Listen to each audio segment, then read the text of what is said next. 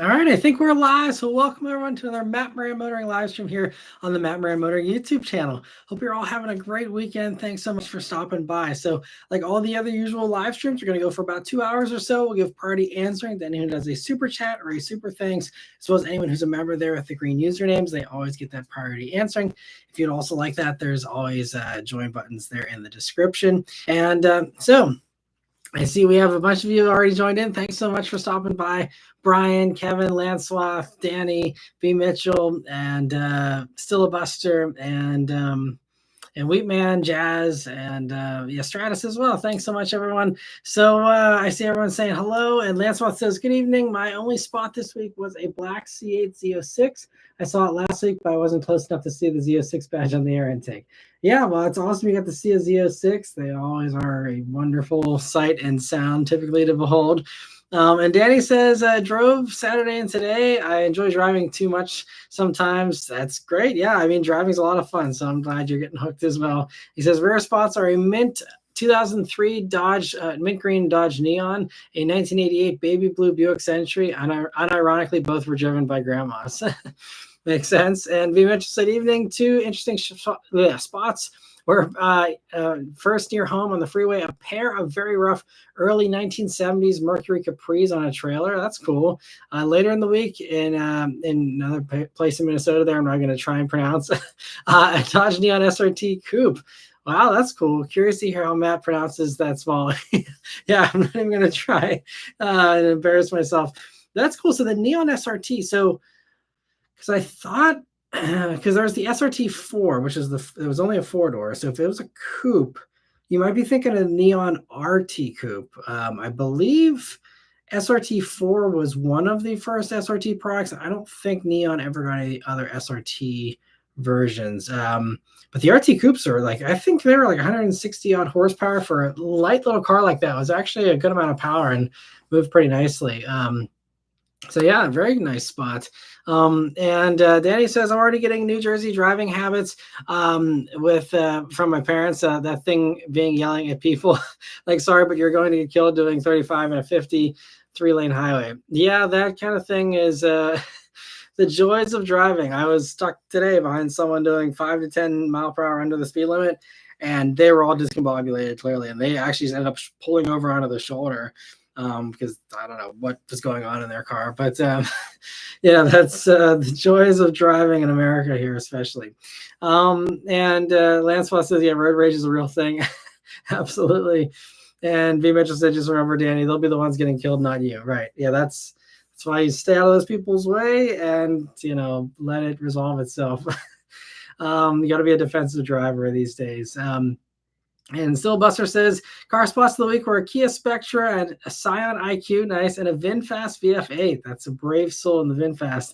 That's awesome. And Danny also is talking about there's a Mopar minivan YouTube channel. Never heard of that myself either. And Wheatman says hi as well. And let me see. Lancelot, thanks so much for gifting 10 memberships. I really appreciate the generosity. And yeah, like I said, just I've been saying, I feel like membership has never been higher as a result of the generosity of Lancelot. So thank you so much for that generosity. And glad to see a bunch of familiar faces there too. Okay, a Spacist and a few others there. They're able to get those. So that's awesome. Thank you so much. Let me see. So, and Danny also says, I was driving the Bolt when I got stuck behind the guy I talked about doing 35 and a 50. He's in a 2010 Honda Pilot with PA tags and looks like he's lost and decides, let's do 35 in the right lane. Well, at least he was in the right lane. This part of PA, they'd be doing that in the left lane and they would be acting entitled to be doing some kind of crazy speeds like that. The amount of people that think I'm the problem because they're doing like 5 under the speed limit on like a main interstate in the left lane. It's crazy. But he said I also honked at him because there's people behind me getting pissed about it. Yeah, I'm sure. That's the joys of driving. And B. Mitchell says, when you say old, I think of the first gen square box 1980s Chrysler minivans I drove for work in the early 90s.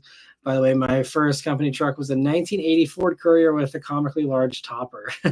Nice. Yeah, I feel like a lot of people have completely forgotten about the Courier.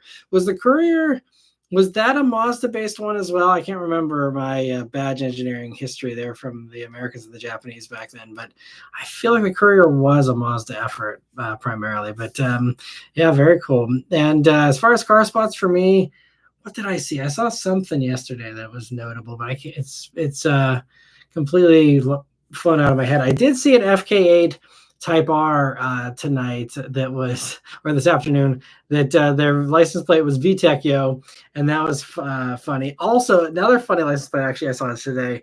There, you guys can help me figure this out because maybe I'm not putting it together. There was a Tesla Model 3 that had a Ohio license plate, and Ohio has there's a custom like organization plate you can have that says like coal keeps the lights on or something like that. And their plate said coal, I think it was PG. I think it meant coal pig, but I'm not sure. But it was like a support coal plate. I don't know if it was a whole joke with the Tesla owner, but it seemed like an older person driving it as well, which, not the stereotype, but I don't know if there's like, oh, I really like coal. And I mean, I don't know Ohio's power mix, but Ohio probably does get a decent amount of energy from coal. I know West Virginia is the king as far as that goes. So maybe he's actually excited about driving something that is indirectly powered by coal. And maybe that was part of the excitement there. I think Ohio, though, does have a decent amount of wind power and stuff too. But anyway, I was like, that guy's a rolling contradiction. He's like praising coal while driving something that is, better for the environment, much better than coal. And even if he's using coal energy, it's, still much better than the local pollution of the Tesla there. But anyway, that was my other interesting spot here tonight. And let me see. So, and also Truck and Car Guy, thanks for stopping by, and Luke and Jordan. And Luke says, I'm on vacation in South Carolina with my best friend playing pool while we listen to you. Well, that's awesome. Well, I hope you're enjoying your vacation, and thanks for still tuning in. Feel free to bail. Don't let me ruin your vacation there, but hope you enjoy it. And I love playing pool. So yeah, enjoy that. It's always maybe that's one of those like typical guy things, but I feel like I've always had a dream of having a pool table, and I've never achieved that dream. I don't ever have a place that's big enough for a pool table, but maybe someday, because it'd be so fun. And Chad says seeing Teslas being on the used car transporter trucks with random other ICE cars was kind of weird. Interesting. Yeah, I mean, they're definitely everywhere on the used market because they're so cheap. They're lots of people buying them and snatching them up, I think, because they're just really good values if you don't care about, politics affecting your car purchasing, decisions. And Jack, thanks for stopping by. And Zachary as well, thanks for stopping by. He says, on the way to the movie theater today, I saw a DeLorean. I forgot how low and wide those cars are. That's awesome. Yeah, they are really quite the experience. Like when I reviewed one way back when, and I mean, you are really like, I was looking up at like regular, like subcompact crossovers and stuff. It is very low. And, it was also a different time too, where everything was low and small and all that for the most part too. So it was, not quite as much of a culture shock, I think back then probably, than it is these days. But yeah, that's awesome. You saw a DeLorean. That's always fun. And hope you enjoyed the movie, whatever you went to see. My sister just saw Superman last night and said it was really good. I'm hoping to see it at some point here. But I'm glad to hear that it seems like people seem to be enjoying it. So that's cool. And B. Mitchell says could be some creative rebadging by the owner there. As far as I don't know which one that's referring to. Sorry, I'm a little behind here. But also, Lancelot, thanks for using the emojis. And Stratus Edge says, attended my first Cars and Coffee for the summer. Nice. Spots for a Ferrari SF90, Bugatti Chiron. Wow, nice. And a newer model 4 GT. That's awesome. I wish there was someone in Pittsburgh with a Chiron, but I have never seen a Chiron in Pittsburgh. I may go to the Vintage Grand Prix next week. That's Pittsburgh's like biggest claim to fame car show wise, I'd say, is the Vintage Grand Prix. Although there's the Carlisle events that are in like the middle of PA, and they just had the Chrysler Nationals, I think this past weekend. And that's a pretty big deal too, that PA has going for them. But But I've never seen a Sharon in Pittsburgh ever, and I would lose my mind because I love those things, as you can see by my Lego one that Beth and I put together when I did the little promo video with Lego way back when. But that's an awesome spot. So congrats on going to your first Cars and Coffee of the summer too. I haven't been to one yet, but maybe I'll make one later this year. We'll see. And Chad says we have a decent amount of K trucks around here. They're always cool to see, especially with a little ATV in the back. That's fun. That's cool. They can actually fit an ATV. I've never seen one carrying any kind of legitimate payload because I feel like the payload limits on those things are always so low. So that's impressive. They're actually able to pull an ATV. That's, in the back there. It's cool. Yeah, I think the idea of these K trucks being more widespread is awesome. I'm so happy to see it. And I hope that more and more states legalize it and allow it to be, a normal thing. Because I really think, and I hope that like the K car, the K truck movement kind of enlightens people to this idea that I can import cars really cheap. Because again, a lot of people don't care about safety. And I mean, K cars probably a little terrifying to drive, if I'm honest, on American highways. But, especially if you just need something to run around town in, or if you truly just need something that's affordable, like a tiny little Japanese thing that's going to run forever, that gets probably, 50 miles per gallon, without any kind of hybridization or anything, it's incredible. And the fact you can get all these little things for $5, $6, $7, $8,000. Again, if you don't need a huge vehicle, it can really, I think, be, the Slate truck in a way before Slate is here, and also much cheaper than Slate. But, that kind of mentality, like I want something bare bones and basic, and, no one else is making that. So go import something old. I think that's a great way to do it. And Stillbuster says, what song, when you hear it, teleports you back to high school? Mine is Riding Dirty by Chameleonaire. That's one of the top ones. Soldier Boy is also another one for me. That was hot the year that I had my prom, and I learned the entire dance. And when that song came on, I'm not a dancer, but I crushed that, and I was so proud of myself. So that's the one that's probably ranked number one in my head. But yeah, so many of those things back then. Riding Dirty is another classic. I was same generation as you there, I guess. So all the mid 2000s stuff, because I graduated in 2008. So all the 2000 stuff definitely hits hard. And there was someone just the other night I was driving, and someone was playing. I can't remember, Ice Cream Paint Job. And I hadn't heard that in a while. That was fun to hear. So, anyway, B. Mitchell says, yes, it was a Mazda with a Ford 2.3 liter in it. Not all that bad. I got the truck because I was the only one who drove a stick shift. Nice. I'm surprised back then, most people still weren't proficient with a stick shift. Because, like a lot of people were, like my parents both drove manuals just because it was like the more fuel efficient and better option in many cases. So that's surprising, but it's great you were able to capitalize on that. And Tastebud 420 says, watching Goodwood Festival Speed all weekend was a joy. That's awesome. Yeah, I caught a few little clips, on Instagram or whatever. I would have loved to watch more coverage of it because it seems like it was pretty cool. There's that new Toyota Lexus LFR is probably what they're going to call it, I'm guessing. New supercar that's based on the GT3 racing car they're working on here. That was, really cool to, see them show that off. And I'd love to go to Goodwood. I actually had a friend who was at Goodwood here, the past few days, and he said, it's definitely an amazing bucket list thing he was able to finally do. And it was just like he needed 2 full days, but that was about it for him. He was good with 2 days, got it in, and he had a great time. But it's a bucket list thing for me too. I'd love to go to Goodwood someday. Let me see. Lancewell says, their power plants are coal fired. Yeah, I think that's probably what it is, with Ohio, possibly. Like I said, I think Ohio actually has a decent, green mix of energy, but I could be wrong. It's been a while since I've looked into that for Ohio. And be interested. Hey, both TVs I've seen in North Dakota have proudly powered by no DAC. Cool. That's funny. That's, I guess, just part of the reality of some of these parts of America where, it's still, if you do the math, it still is cleaner because, even coal plants, they do kind of capture stuff, and it's a more controlled thing than just having this, free for all with emissions and all that. But yeah, it's it's funny how, because that's always the go-to anti-EV thing is, oh, it's just powered by coal. It's like, well, even in that case, it's still better than just burning gas. But I think PA.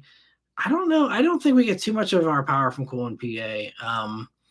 But and there's a lot of places. I think California is actually more than 50% is green stuff and not fossil fuel powered. But that was something we were making good progress on. There was a record number of new energy production things coming online, and now that's all been shelved. So we'll see if we can catch up in the 2030s. But I won't get into politics too much more than that. But anyway, Luke says, my buddy has a 2010 Honda Civic EXL with 187,000 miles. Besides some gear wine, it runs really good. That's awesome.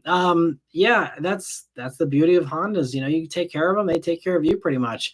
And it's great to see that it's treating them well. And Danny says, the YouTuber I mentioned, he's based out of Minnesota and saves early 90s and late 90s Chrysler minivans. His most recent purchase was a 1991 Dodge Grand Caravan SE. His tow pig is a GMT 400K 1500. Nice. Yeah, I spent many days in my childhood riding in the back of those Chrysler era minivans, the boxy ones from the late 80s, and then the more streamlined ones of the 90s there. And then even, I mean, like most people, I think growing up in those days, I mean, just so many minivans. My uncle, they ended up getting the Chrysler Town and Country, and we had our little like tube TV that we had plugged into the back for road trips and stuff, and lots of good minivan memories. And Danny says also has over 200,000 miles on the original 350 engine. Wow, that's impressive. And Grant says just installed full Dune Dawn headers and mufflers on the GT3. I don't think I've ever heard a better sound in a car over $5,000. Arguably better than my dad's F355. Let him drive it today, and he agreed. That's awesome, man. You guys got some cool cars in the family. That's an awesome thing to be able to swap back and forth with your dad and GT3 and F355. That's incredible. I'm sure. I mean, GT3 sound great stocks. I'm sure with headers and mufflers, it's got to be even better. That's awesome, and glad you enjoyed your weekend. That's really cool. Wheatman says, how is the Volkswagen ID Buzz doing market wise? Will it be a good buy at the end of September? Yeah, I mean, it's a good buy right now. I mean, they are. I mean, it's been a few months since I looked into those, but last I heard they were doing like 10 grand off of them. I mean, they're not selling super well. So, and I know even like I've heard that some dealers, Volkswagen told them to wrap them in more exciting colors.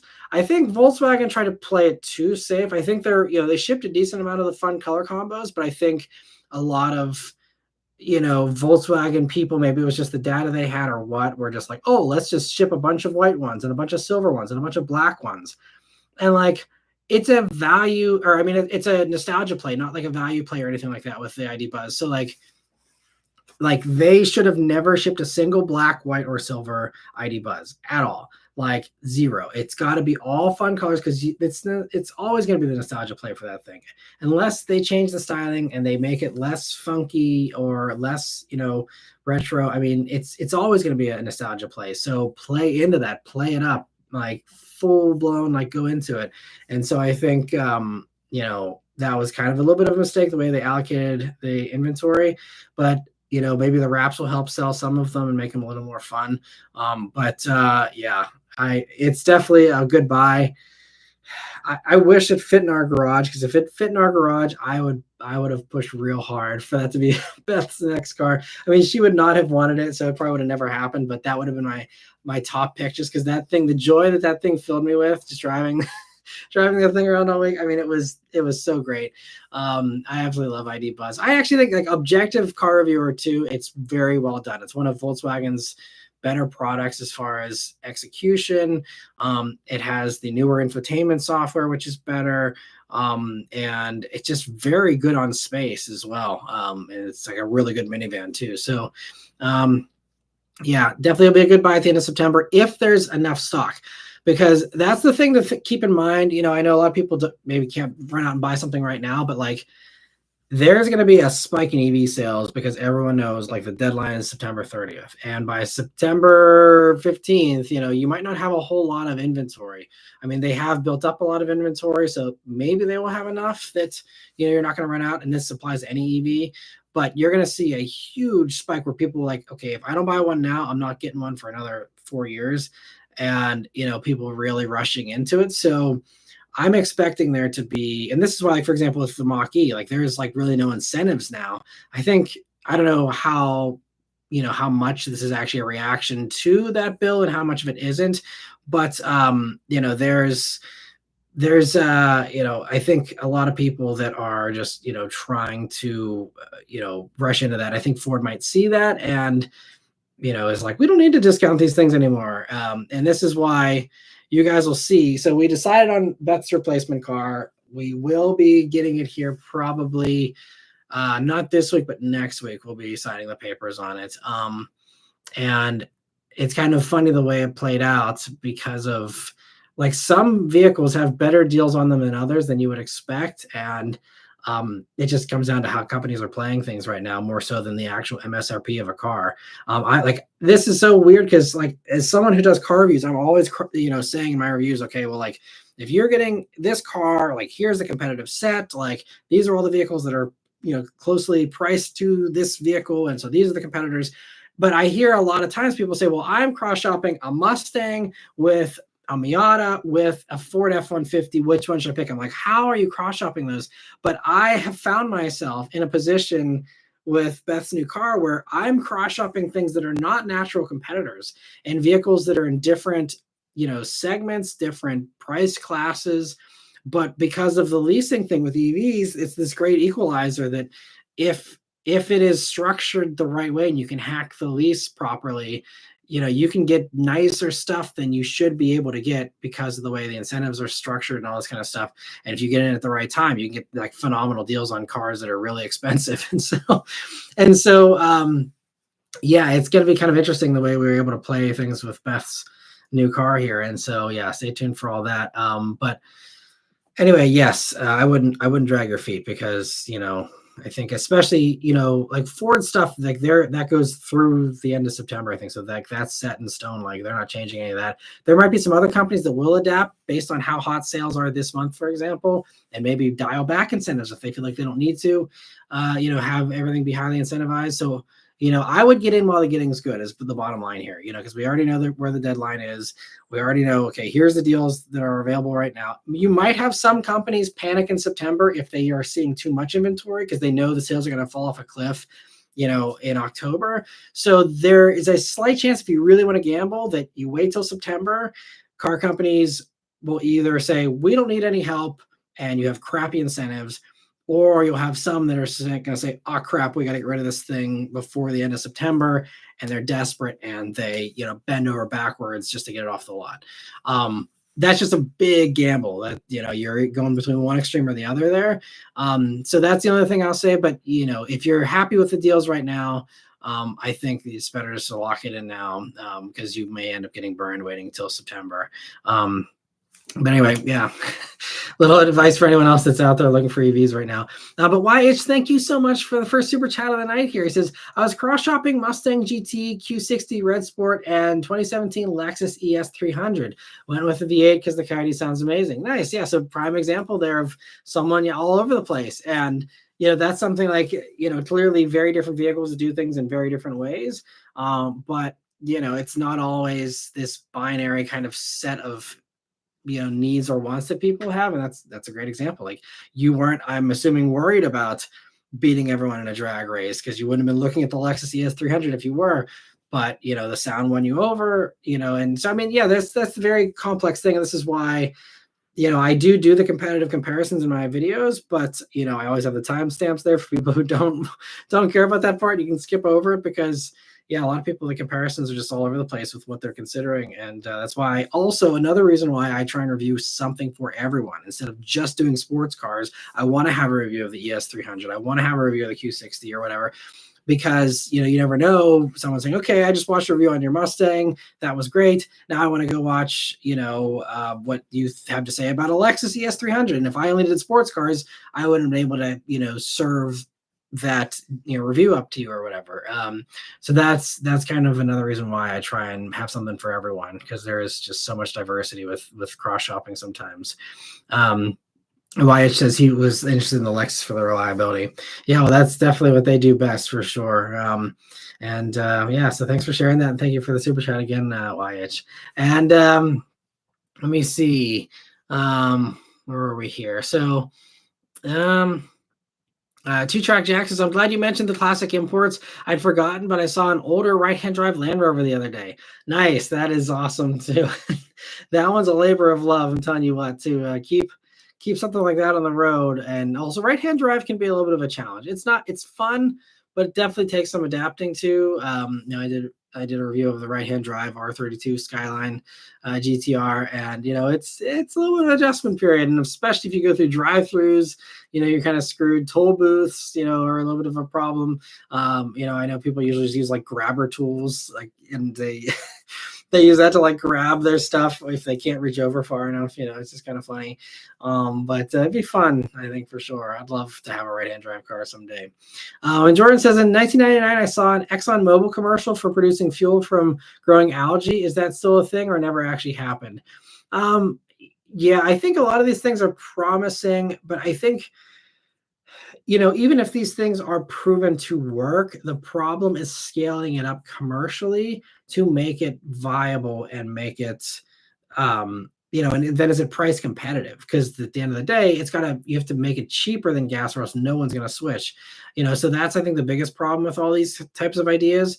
And I mean, even like the strongest alternative right now of the e-fuels, that is something that, because it has this giant support of huge car companies and all this, and also the support of the climate change kind of stuff. I think that's going to be the closest you're going to see to someone actually achieve that. But even with e-fuels, it's very much an uphill battle, because it's going to be more expensive.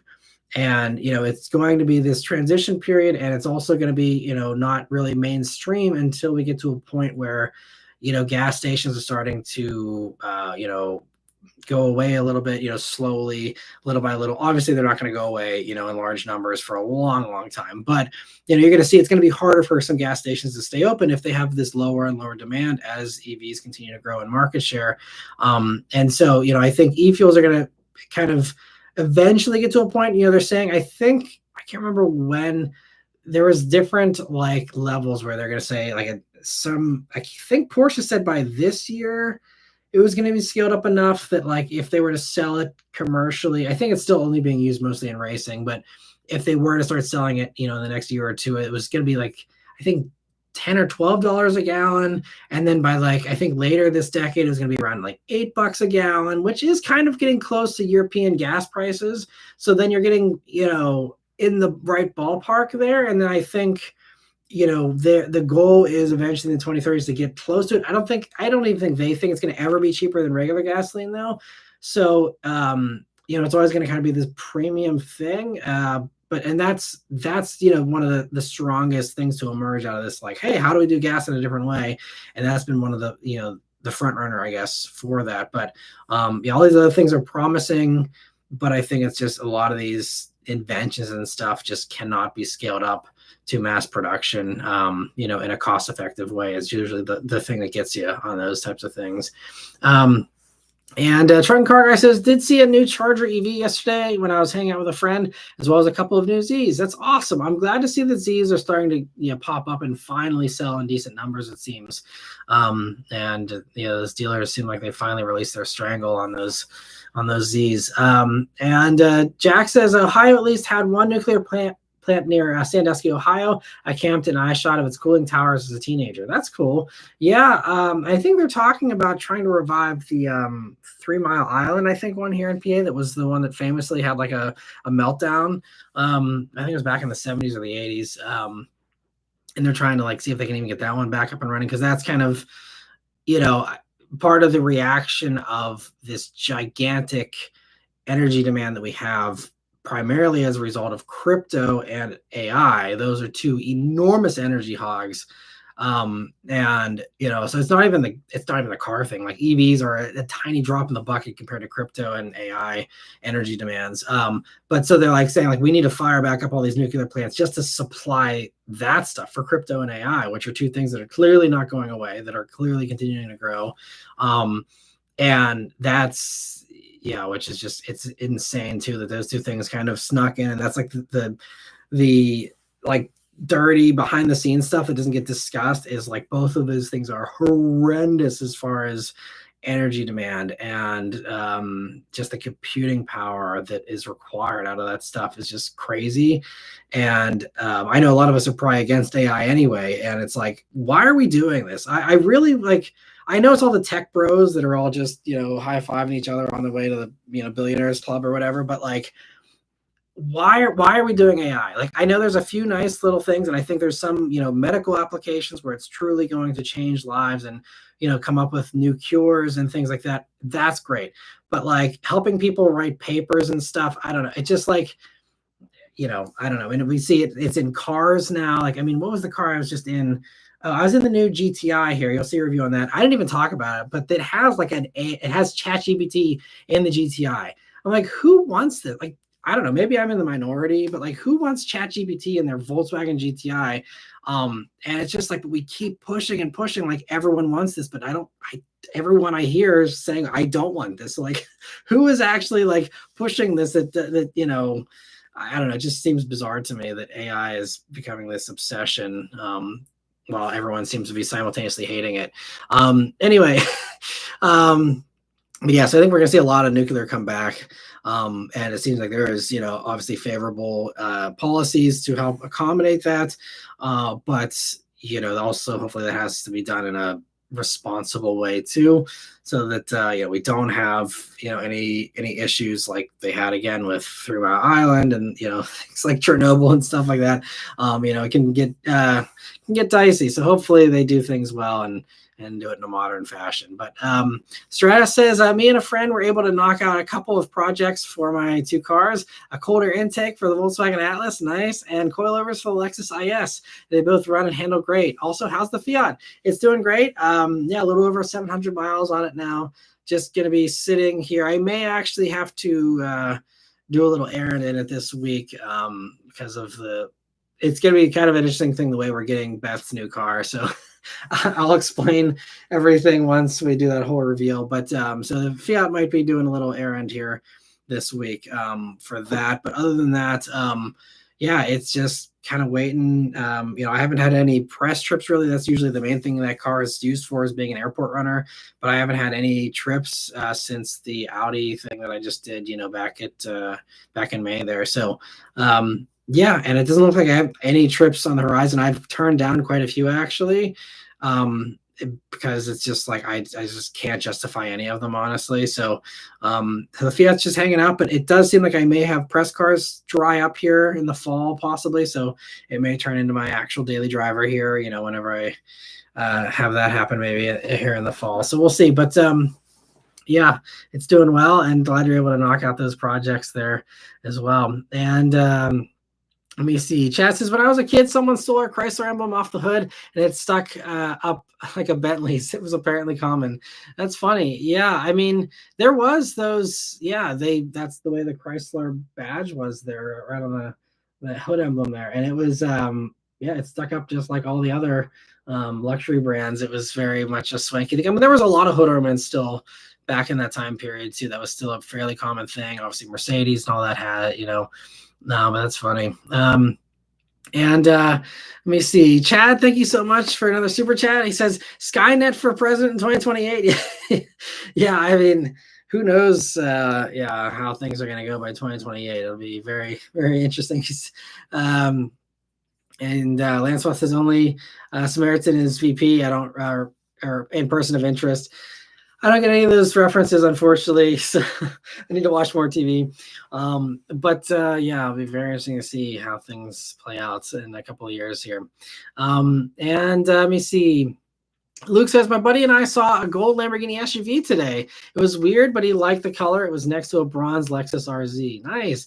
Oh, speaking of nice colored Lexuses, I actually today we were filming rolling shots for the next press car here, and I saw a gorgeous ultrasonic blue mica. I think that's the name of the color. Lexus LC 500, and I hadn't seen one in that blue color. I don't think ever in person. Man, I mean, I love the Nori Green Pearl, and I love the bronze color, copper crest they call it on the on the LC, but that blue, man, that was that was exciting to see. So yeah, my love of the LC is still alive and kicking very well. And that's awesome that you saw those. And Danny says, funny family story about the Chrysler minivans. My great aunt had one. My mom rode with her cousins down to their beach house, blasted the We Built the City cassette all the way down. It sounds like a good memory. It was the early 90s one. New thing for them was having a cassette player. That's fun.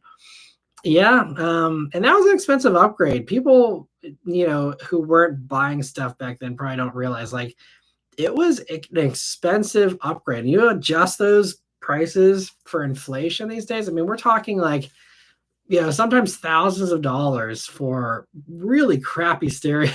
But I mean, for that time period, but it was, I mean, this is why like stereo theft was a really big problem, because they were expensive things. It was literally just hanging there in the dash, or under the dash in some cases. It was like a few, wing nut bolts away from, in a smash and grab. It was just so easy to steal. But yeah, there was expensive stuff back then. So that was a big accomplishment. I know my parents' 1988 Ford Tempo had the cassette player, and I can remember it chewed up quite a few tapes. And I mean, that was a kind of a fairly common thing back then as well too. But yeah, good times. Had a little cassette holder there right by the long shifter and all that. And yeah. And B. Mitchell says, my pal with an ID4 is having lots of trouble. It had 2 battery packs die, and they had to replace the front motor. He wrote code for 3M's IT group before retiring and says Volkswagen's working code is a mess. Interesting. I mean, that's what the reports have said. There's been reports for years about Volkswagen software just being a mess. I mean, that's why the Macan Electric and the Audi Q6 e-tron were so delayed. They were supposed to come out, I think a year or two ago, and they're just now, on dealer lots. And that's, I think, part of why all these, everything on that PPE platform for them was delayed for a while. And this is also exactly, I think, why Volkswagen has completely given up on software. And, we're hearing that everything, I think from like 2027 or 2028 on, every new reveal is going to be completely running Rivian software. And I think Rivian electronics and everything. So, I mean, again, it's Volkswagen. Surely, I don't care how much you have to pay. Poach the highest paid person from ChatGPT, OpenAI, or from Apple, or from, take your pick. I don't care. Pay someone $1 billion a year to write code for you. Like, this is Volkswagen we're talking about. Like, you cannot have that stuff be screwed up. And they have the money. I don't know if they're just, surely they should have learned their lesson at the first couple of things. It's like, if you're losing all these millions of dollars by having late products and all this, and then you're still having these issues on this stuff, it's just like, someone's got to loosen up the checkbook a little bit here and just be like, all right, like, who do we got to throw money at to like fix this? Because they have the money, like that's something they need to do, but it sounds like instead they're going to give up and just, do Rivian stuff, which I guess should be fine. I just hope they retain CarPlay and, at least divert from Rivian there, but we'll see. But that's unfortunate about your friend's ID4. I mean, at least, the good news is that stuff's all under warranty. And so hopefully, even though it's a pain, at least it's all covered, and there's no extra cost there. But, yeah, that's unfortunate, because I've seen other people's ID4s that they've had pretty good luck with. So, but that's why with a lot of this stuff, even like the battery packs, it's great that all of these companies pretty much, it's like a 10-year, 100,000 mile battery warranty. Some are even higher. I think 150,000 miles for a lot of them. But, and this is also why, again, like with our Mach-E, it's a short-term thing. It's on a car I plan to keep for 10 years. This next one we're releasing as well. Because we're still in early days for this kind of tech, and it's something they need to work on. And then it can eventually get really good. I mean, look at Tesla software again, for all the stuff I can give Tesla crap for. I mean, this software and the mechanicals. I mean, Teslas are really good, high mileage cars. The battery degradation is very minimal. They do a really good job these days with those components.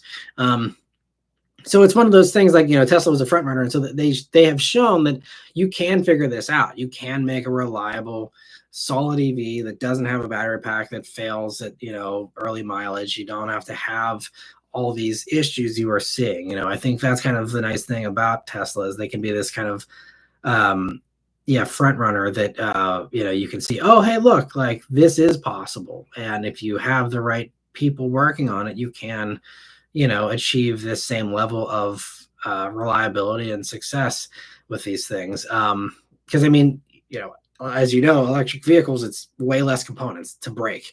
It's the electric motors are far simpler than a gas engine.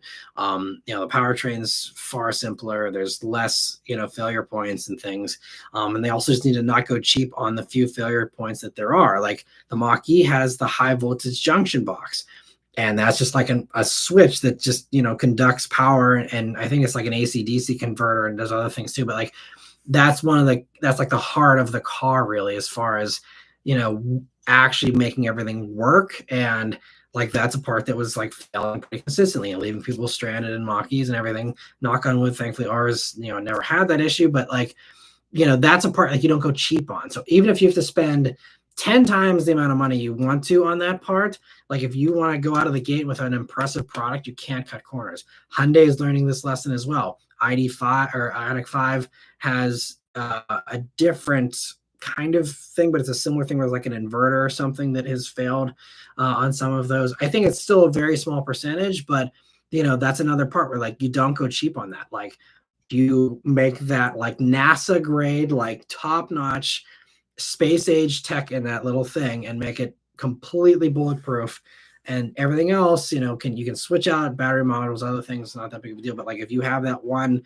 beating heart of the car that is responsible for really crucial things, you gotta make sure that stuff's good. And so I mean, same thing with, I'm surprised the front motor failed, but the battery packs, that's kind of a strange thing. I mean, but Chevy learned that lesson with the Bolt. We had all the Bolt recalls for their batteries, and it was not even their fault. It was, I think they were Panasonic batteries. It was Panasonic's problem that, was then inherited by GM. And, so that's also the value of picking your suppliers wisely and vetting them and continuing to make sure that they're on top. But in the end of the day, there also are just natural mistakes that get made too, that sucks about your buddy's ID4. And, hopefully he leased it and and he can walk away from it here. And I don't know about the lemon laws in your state and how long he's had it. But typically if something's been in the shop that long, unless they did a real quick turnaround, I'm guessing that would qualify for lemon law status if it's new enough as well. And just dump it that way too, and just get another one or something else, And Danny is apologizing for the Chrysler minivan tangent. All good. It's what we do here is tangents, right? So no worries there. V. Mitchell says he's now driving a loaner Atlas and hates it. Says his Duramax diesel K3500 is less bulky to drive. Interesting. Yeah, I mean, Atlas certainly it can take some time to get used to. I didn't love Atlas the first time I drove it, and now obviously it's been out for so long now, 6 or 7 years. I've gotten used to it. And it's fine now, but I'm sure if you're coming out of an ID4, which is smaller, you get into a bigger Atlas, that could be annoying. So I completely can understand that.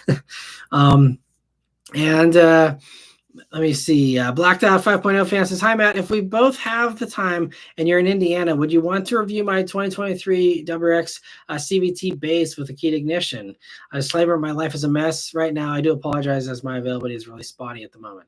Yeah, no worries. I don't know when I'll get to Indiana next.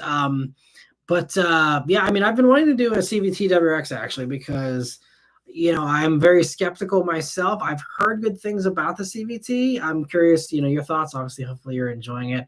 But all the Subaru marketing speak about it being a super performance transmission. It's an SPT, not a CVT in their, vernacular.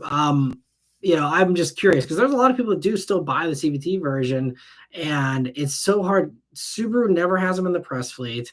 There, and I can't even in my used dealership. I all the ones that I work with, I have not come across an automatic one. There, the one dealer group I work with might have a Subaru dealer. I could maybe hunt one down new if they don't mind. But it's just one of those things I've been wanting to do and just never had a chance to get around to yet. But I do want to review a CVT Direct someday, even if it's just a roast. Hopefully, I will be impressed with it. But yeah, Subaru CVTs typically are not my favorite. So we'll see what happens. So yeah, Lansmouth says, yeah, Skynet is the AI thing. Yeah, I really do need to watch whatever movie that is referring to, if it is just Skynet, because I've always heard all these references and I never get any of them. And Jordan, thank you so much for a super chat. It says, does Nissan do hybrids? New Kicks looks the part. Yeah, the Kicks is great. So Nissan does do hybrids in other markets.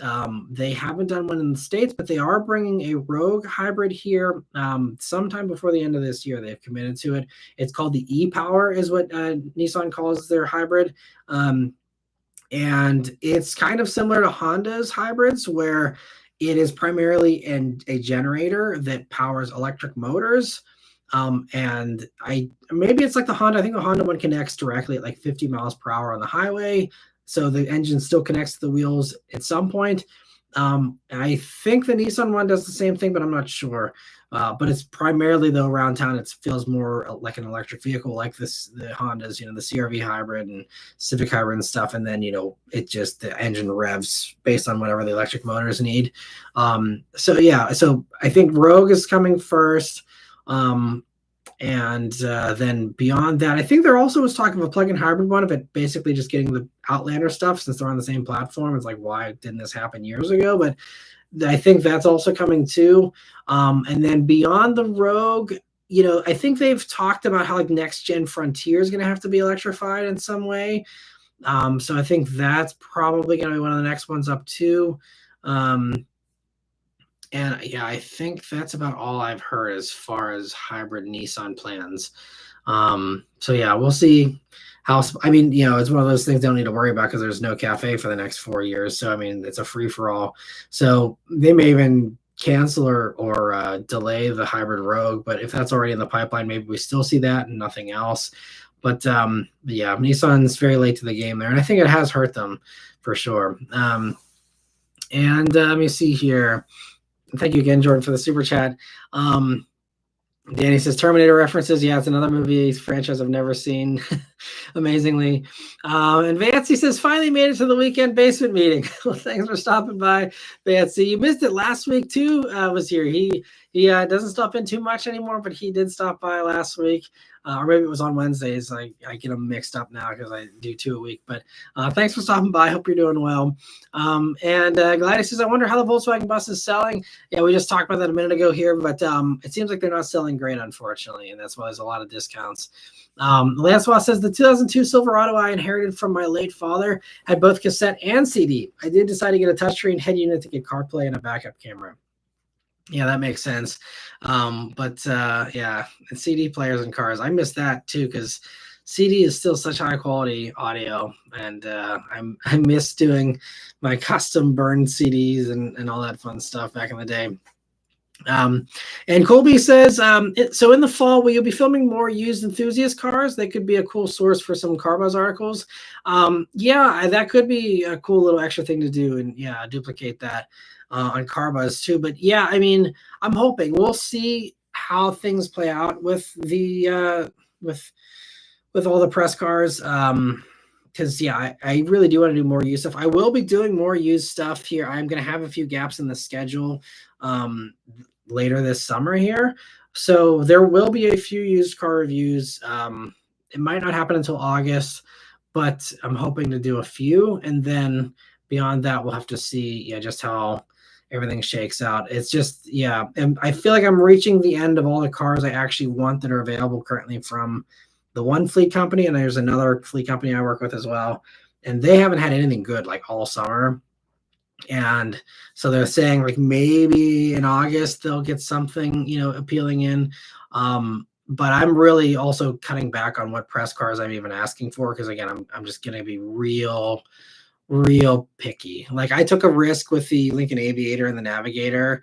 Um, and Navigator looks like it might have signs of life. Aviator doesn't seem like it's doing very well. The reason why I did the Lincolns here in this past week or so is because the Nautilus review actually did really well for me. And that was a real big shock. And I'm like, okay, well, maybe people on this channel actually do want to watch Lincoln videos. It turns out they mostly just wanted to watch Nautilus videos. And that was the one that was the outlier, not a indicator of a trend of Lincoln appreciation, which is okay. You know, again, I just want to do videos you guys want to see, so it's all good. And I know you guys are the ones that support, you know, a lot, and probably watch just about everything.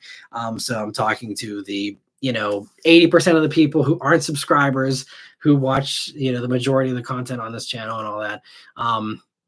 But yeah, it just was not, those ones didn't work out. So that reminded me, like, I gotta be picky again with these press cars and really just yeah, be super picky. And it's a pain in the butt to the press league companies to be difficult like that. But like saying no to stuff is really something I got to do even more of. But I have done a good job of being pretty picky here, and you'll start to see some of that here later this summer with the cars that I'm doing. Where it's mostly stuff that's cheaper, mostly stuff that's a little bit more enthusiast based for the most part. And so yeah, but yeah, I'm hoping to do more of the used enthusiast stuff here this fall. I'm still also working on trying to get a couple of these people that have cool cars locally, try and line up our schedules to get some of those reviews done. So yeah, stay tuned for some more good stuff in the fall here, hopefully. And Tastebud says my 370Z has a cylinder one misfire popping up after driving in heavy rain last night. Had to drive it through some huge puddles, hoping it's just a fouled plug or coil pack. Send good vibes. Yeah, well, good luck. I hope it works out. Yeah, I'm sure usually if you're driving through a heavy rainstorm, a lot of times that's all it ends up being is a coil pack or something. I don't know if you have any aftermarket mods. I mean, sometimes you can get a little bit of water in the intake and stuff, but usually if you get water in the intake, it sucks it up and it's game over for the engine altogether. So if it's just a misfire, I'm guessing you're right that it's probably a coil pack or plugs. So help and that, I mean, obviously like plugs especially pretty easy to swap, so hopefully everything works out, but best of luck with that. Let us know next week here how it went, if you can get it diagnosed by then. And Luke says my friend's parents got a 25 Honda Pilot. They love the removable middle seat in the second row. Side note, I've known this friend of mine, Derek, since 2003 in second grade. That's awesome. Yeah, those lifelong friends are really special and really, really cool. Yeah, my closest friend who's my college roommate, not second grade, obviously, but now since I graduated college in 2012, we've been friends for a long time, and those long time friendships are great. And yeah, the Pilot's great choice. I just wish they'd put the screen from the Passport in it, but in the meantime, for people who don't need most giant screen possible, Pilot's a great choice. I really like the way it drove and all that. And the removable middle seat's a really cool touch. Very, Honda-like with the thinking there, and very handy though. And Chad says, do you have a favorite realistic concept car that hasn't made it to market? I got to think about this one.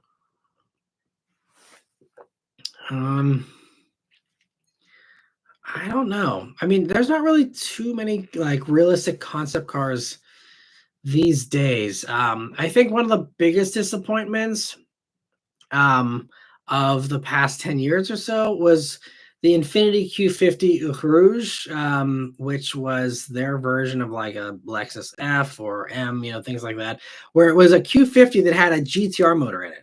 And all the pieces were there. And I mean, this was again back in the GTR's heyday where, engines were plentiful and everything. But like they were real close to like finally doing like a real like competitor to these like top performance machines.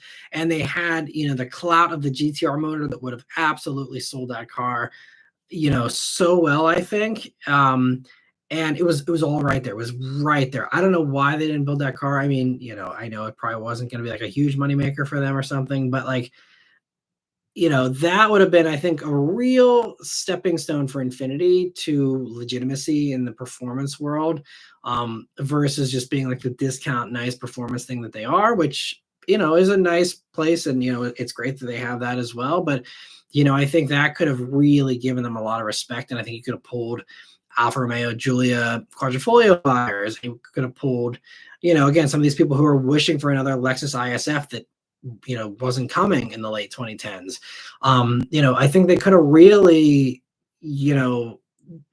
just, I think, improved their standing in the enthusiast world with something like that. And again, the pieces were all there. It was all part shelf stuff. Just pull it off the part shelf, throw it in there, call it a day. And I don't know if, maybe it was just, I know that motor is hand built, so maybe there was just no way to either mass produce it or have enough capacity to hand build it without it being a crazy price tag.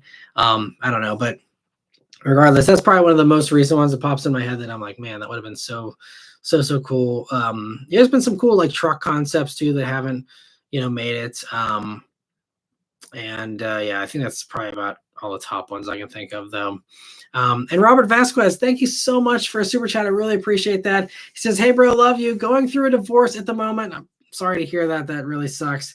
He says, if you recall, I have an Eco Stang. It's my baby. Should I upgrade to GT? I don't need the extra speed or sound, really, but you know how stereotypes love to hate. Well, I mean, if you don't need the speed or the sound, then don't worry about it. If you're happy with your EcoBoost, especially, I mean, I don't know the details, if you're divorced, but I've heard divorces can be very expensive. Maybe you're good. And if that's the case, that's great. But especially if that's putting a pinch on you, even in the slightest, and you're happy with your EcoBoost, to me, this wouldn't be the time to upgrade personally. But, it just comes down to, again, how your finances are holding up to that.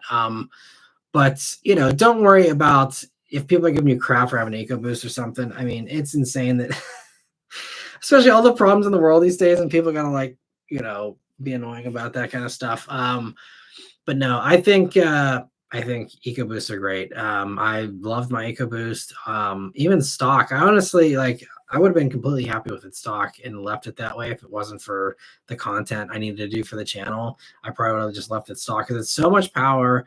It's such a great daily driver, such a comfy cruiser.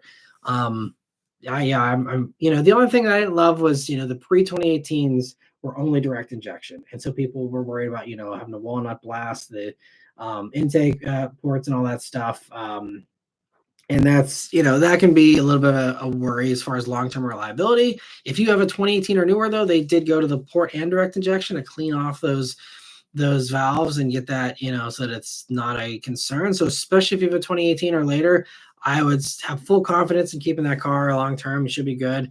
But the GT will be more reliable because the Coyote V8, I think, even seems to have lasted even longer over the past decade or decade and a half here at this point. So I think there's, some value there too, even if you don't care about the speed or the sound. But also, you're going to pay a lot more for gas with the GT. Again, don't know your financial situation, but if you're going through a divorce and you got, more expensive gas bills, and also you're going to be paying more for insurance because it's higher performing. Insurance companies aren't dumb. They know the difference between an EcoBoost and a GT, and you'll pay for that difference. So there's that as well. So there's a lot of those kind of components. Obviously, if you have the money to spend, go for the GT. It's a blast. It's a ton of fun. It sounds great. It drives great. It's more desirable. It also depreciates slower as a result of that desirability. So there's a whole lot of other, perks there to it. But definitely do not do it for anybody else or anyone giving you crap for having an EcoBoost or something. It's a really great car. CB Mitchell's weighing in as well and says, if your EcoBoost Stang is an S550, keep it, especially if it's got a manual transmission. Insurance will run you through the ringer. Yeah, if you get a GT. Yeah. So yeah, just same deal. So yeah, thanks for corroborating that, B Mitchell. And totally agree. And hopefully that helps you a little bit, Robert. And thank you so much again for the very generous super chat. Let me see here. So Danny says some people are already making 2027 Chevy Bolt renderings. People are making it look like a shrunken down Equinox EV. Hopefully it makes a good revival run. Bolt sold so well when it first came out. Yeah, I mean, and I don't know where Bolt is because they quit production of Malibu last year, or I think the end of 2023 actually, or no, it was the end of 2024. Yeah, it was like December of this past year. They quit Malibu production because they are transitioning the factory to Bolt production. So Malibu's been dead for 8 months now. And then they killed XT4 like literally like 6 months after they put a refresh out for it, which is really bizarre. I think that's because they were so intent on making sure they have as much bolt production capacity as possible, because I think they obviously have a lot of confidence in what's coming, I guess. So there's all this like hype in my mind being like, oh man, they're really setting the stage here for something big. And there's been crickets. Typically you need about 6 months to transition a plant over and retool. Maybe going from gas to an electric, plant might be a little bit more, maybe 9 months. But like, with most of these EVs, especially, GM, you look at when they reveal stuff and then when it actually hits the streets. We saw like the Cadillac Vistic, I think back in 2023, and it's now just finally arriving at dealers. So there's, I don't know where Bolt's at, even like a concept or, something, but like by my math, they should be like production ready for Bolt right now, based on how long it takes to usually turn over a factory.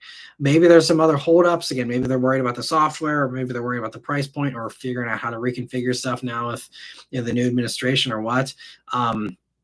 But there's I think hopefully Bolt's coming soon. It might even be a 2026 model year, honestly. So, but I'm excited for it. We just saw the new Nissan Leaf is very impressive, and is going to kind of be playing in that same space. And I hope that Bolt is even better, but I think these affordable EVs are what people want and need. And so I'm really excited for it. Like, it's probably not what everyone would expect, but like that was one of my most anticipated vehicles to see this year, because I have a passion, as many of you know, for affordable vehicles, and that's just crickets. I don't know what's going on. Hopefully they surprise us out of the blue someday here soon, but I don't know. And let me see. Blackout 5.0 fan says the CVT SPT has been fantastic, actually, since mine is the base. It doesn't have the intelligent sport and sport sharp modes, so it does have those modes. Sorry, I misread. The exhaust sounds different in each of the modes. That's cool. Well, yeah, I'm curious to try it out and see how it feels. Because like even Engineering Explained, he was skeptical, and I think he was really won over by it as well. So I definitely want to try it soon. But yeah, if you're super busy right now, and it's hard to meet up, totally, I get it. And like I said, I probably wouldn't be able to do a road trip for a while anyway. So I'm hoping to review it at some point. I hope you continue to enjoy yours in the meantime there. And Chad says, do you think they'll offer a manual Prelude? The CRZ was a hybrid manual. It would increase my interest in my opinion. Yeah, I wish it would be, but I don't think it's going to happen. Partially because the hybrid system that they used back then for CRZ is a very different hybrid system than what we have in modern Hondas, if my understanding is correct. And so the way Honda's hybrid system works currently is, again, like the gas engine is a generator there's electric motors front and rear for CRV, and those get powered, electrically, and that's how the car works. And so you could do a simulated manual kind of thing, and the Prelude is going to have like the paddle shift, like Sport Plus mode. You can like play around with that. So they're going to have that, and I guess that means that if you do have manual control with paddles, then why not have it with a simulated manual? But I just don't think their tech is there yet to have like an actual shifter. And I just think a mechanical real manual transmission just doesn't work with that kind of a scenario. And with hybrids, it's a little tricky anyway, because if you have a clutch, honestly, I don't know how the CRZ actually did this. Maybe someone knows the answer. I don't remember, because I reviewed a CRZ at this point. It's been like 13 years ago, maybe, or something. But I'm pretty sure, like, you have to have the clutch engaged in order to, or have it engaged to have it in gear, and then, push the clutch in order to, let the engine kind of rev and do whatever it wants to do. So like, it'd be very complicated as far as, whenever you are coasting and it's turning the gas engine off, how does the clutch factor into that on and off whenever it needs to kick back on? So there's a whole bunch of other, like, I'm sure, someone could figure it out, but it might be kind of tricky to do, as far as, because you would have to have like a semi-autonomous clutch pedal that engages itself at will, and then also respects your choices whenever you give it inputs. But it just might be kind of weird. So That's the only thing that I think is the hold up there. But it will have the paddle shifters and but yeah, I don't think we'll see that. I think Honda has said that, they're interested in doing a simulated manual for their EVs someday. But now if you just saw, it sounds like their EVs are going to be put on the back burner for the most part. They're still going to do the 0 Series sedan and SUV, but nothing beyond that.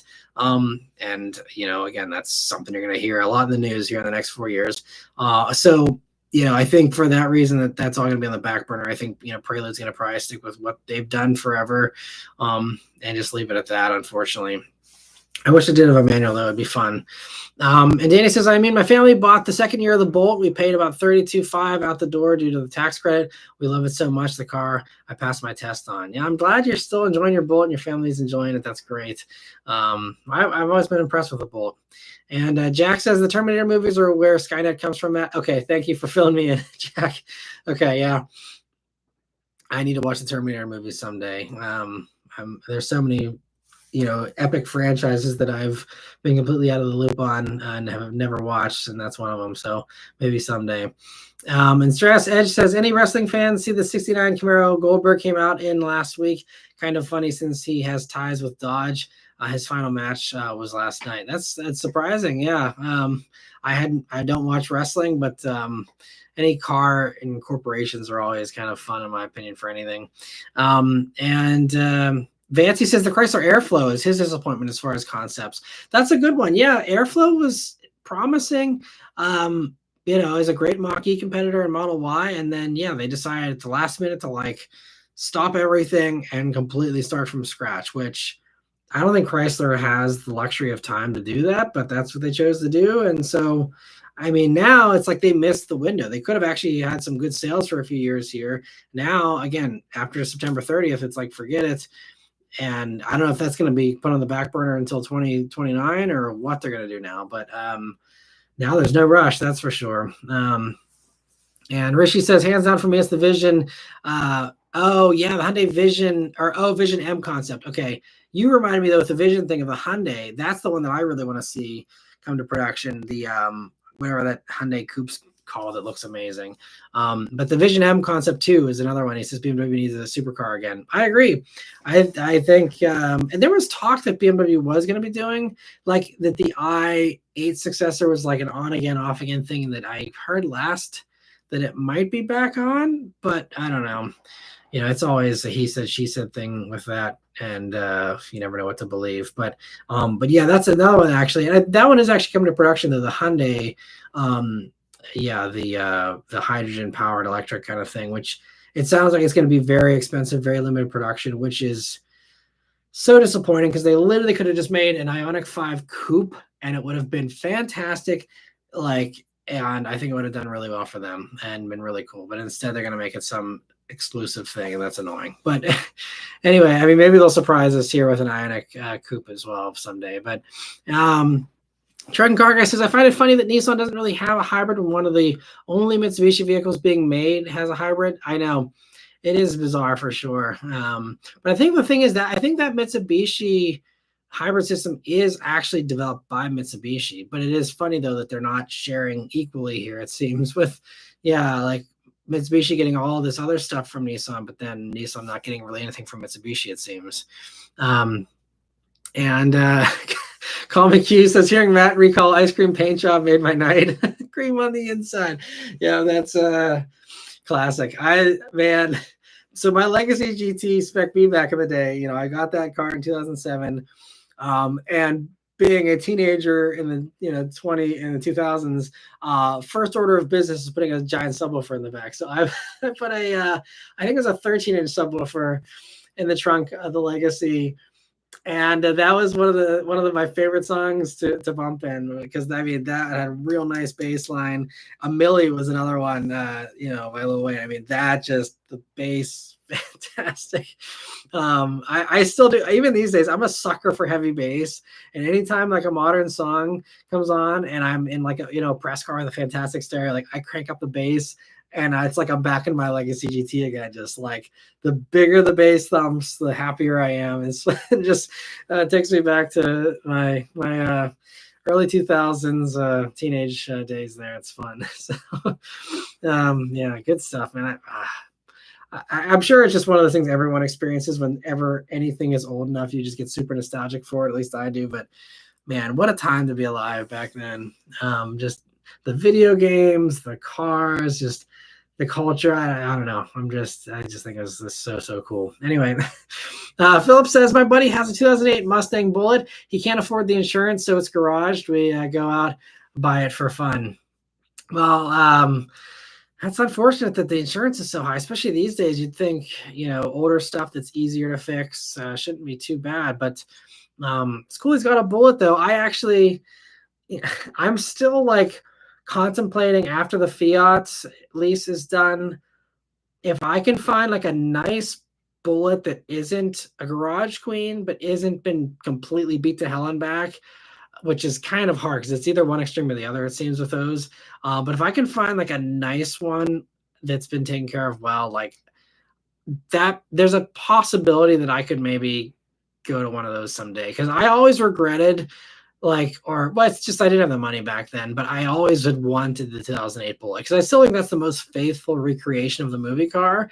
I mean, obviously the 2019 is far better, and that's why when I had the money for a Bullet, I went for the newest one because I wanted, modern everything. And, but now, especially if it's a car that's going to be used so sparingly, it's just that with old cars like that, like I considered it actually back when I was going to do the Fiat lease, but it's just like, you can't finance anything that old without an insanely high interest rate.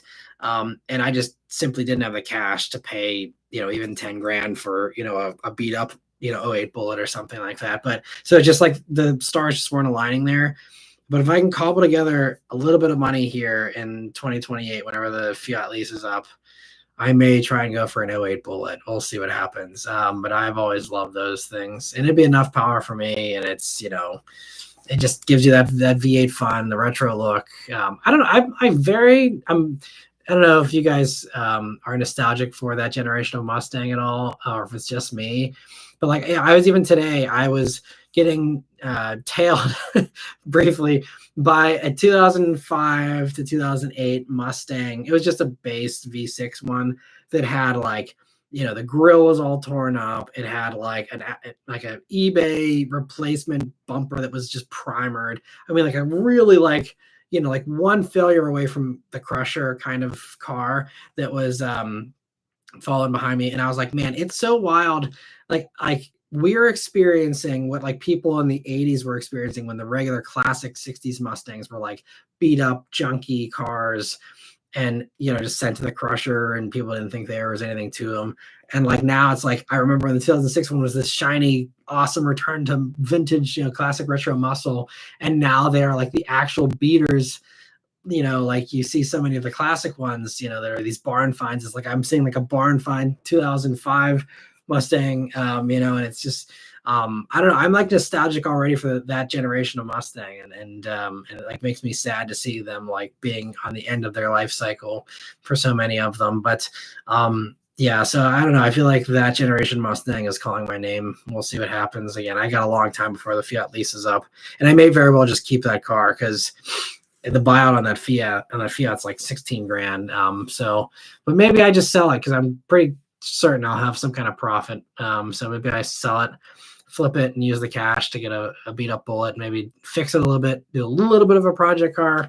We'll see what happens. But again, that's 3 years away. We'll see if I'm even doing YouTube in 3 years. But TFI, thank you so much for being a member for 10 months now. I really appreciate it. He says, if you want to test subwoofers and bass in cars, try Big Crit, My Sub Part 3. I've got a whole playlist on Spotify with Lil Wayne, Yeezy, and Jay-Z. Awesome. Well, thank you for letting me know. I'll have to write that down here, and that's fun. That sounds like a good playlist. I'll have to check it out. Thanks for sharing. I actually don't have a Spotify account because I'm still one of these weirdos that does not stream music.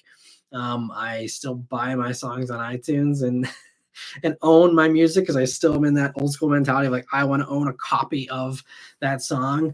But yeah, maybe I'll get a Spotify account so I can listen to the playlist. That's fun. Thanks for letting me know. And thanks again for being a member for 10 months now.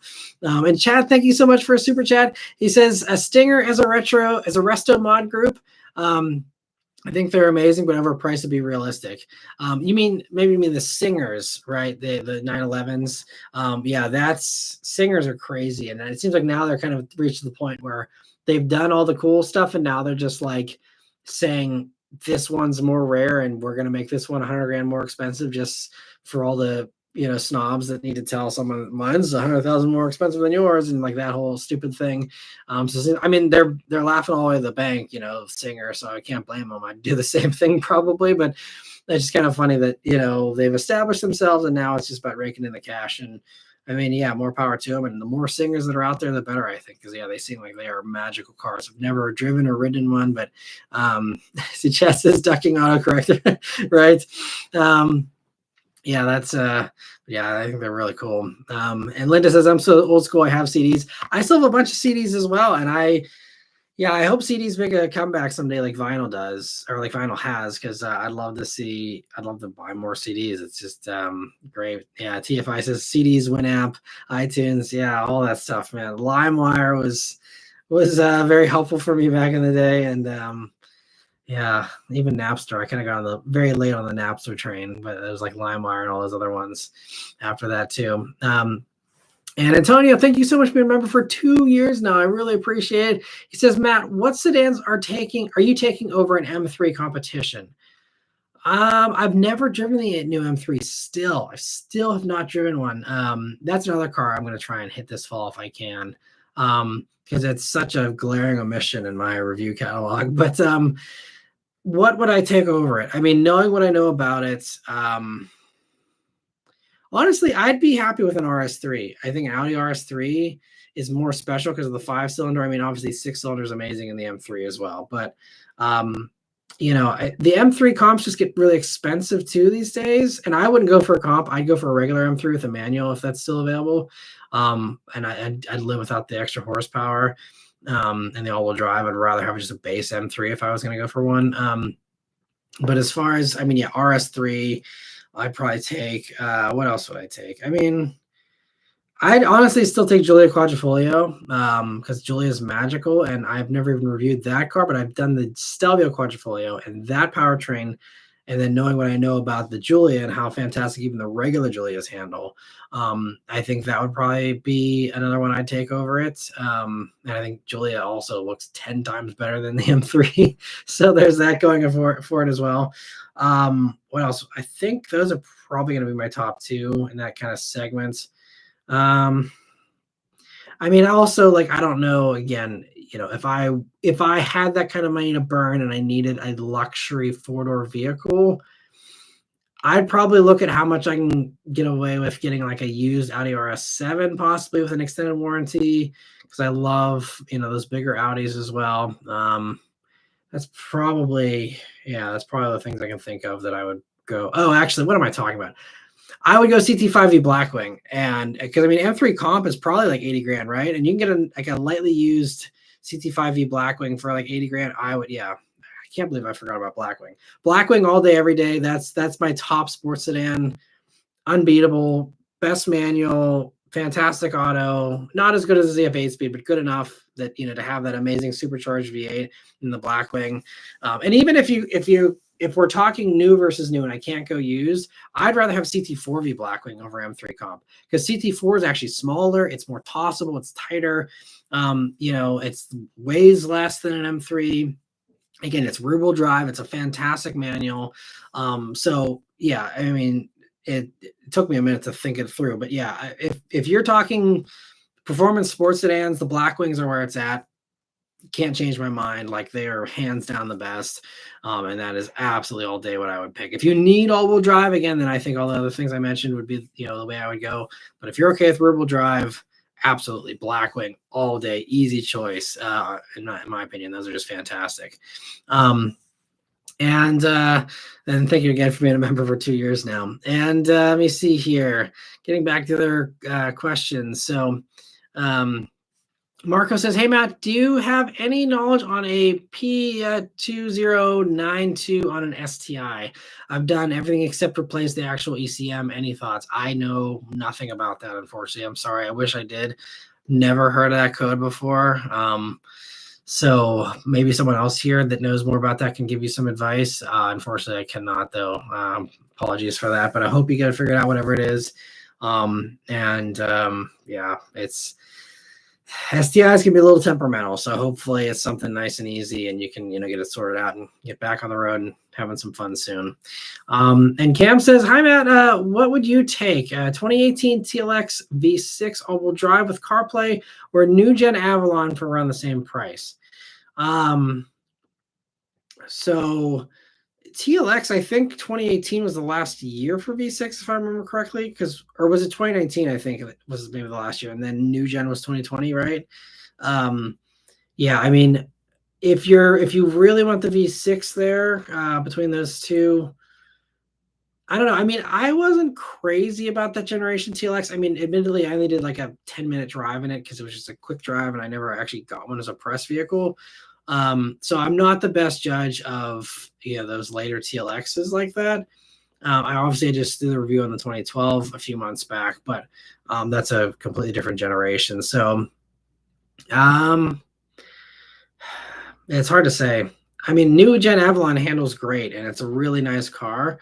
But probably, yeah, I'd probably say a TLX, just because they still did have the better all-wheel drive system. Because Avalon, the only way to get all-wheel drive in the Avalon was the hybrid, which was so slow. So I would probably say, especially if all-wheel drive is a nice thing that you want, then I'd go TLX. I think it's probably the better way to go there.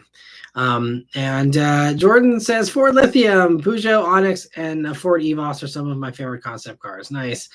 Yeah, the Evos was really cool. I don't recall the Onyx, but I'll have to go check that one out later. That's Peugeot does some really wild stuff, so I'm curious to see what that one looked like.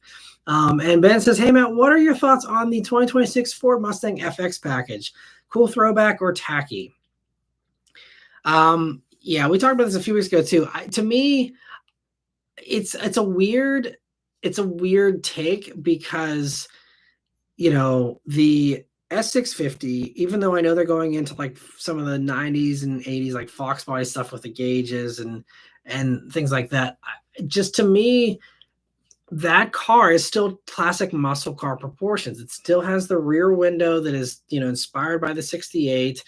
And it doesn't look like a Fox body at all. It doesn't look like the ones from the 90s at all, really. So I get that they're trying to maybe make it look like a new Edge a little bit, but the new Edge didn't have, they're recalling, the wrong generation. If you have something that looks like a Fox body, go nuts. And then if that was on something that actually was a boxier Mustang with a lift back, I'd be totally, in support of that. I mean, it's not my thing, but I'd be like, this is awesome. They're doing this well. But to me, if, they are kind of channeling new Edge, maybe with the headlights a little bit, then they should be pulling from that. Like they should be doing a new SVT Cobra and Cobra R with a giant rear wing. They should be doing, the 90s kind of stuff.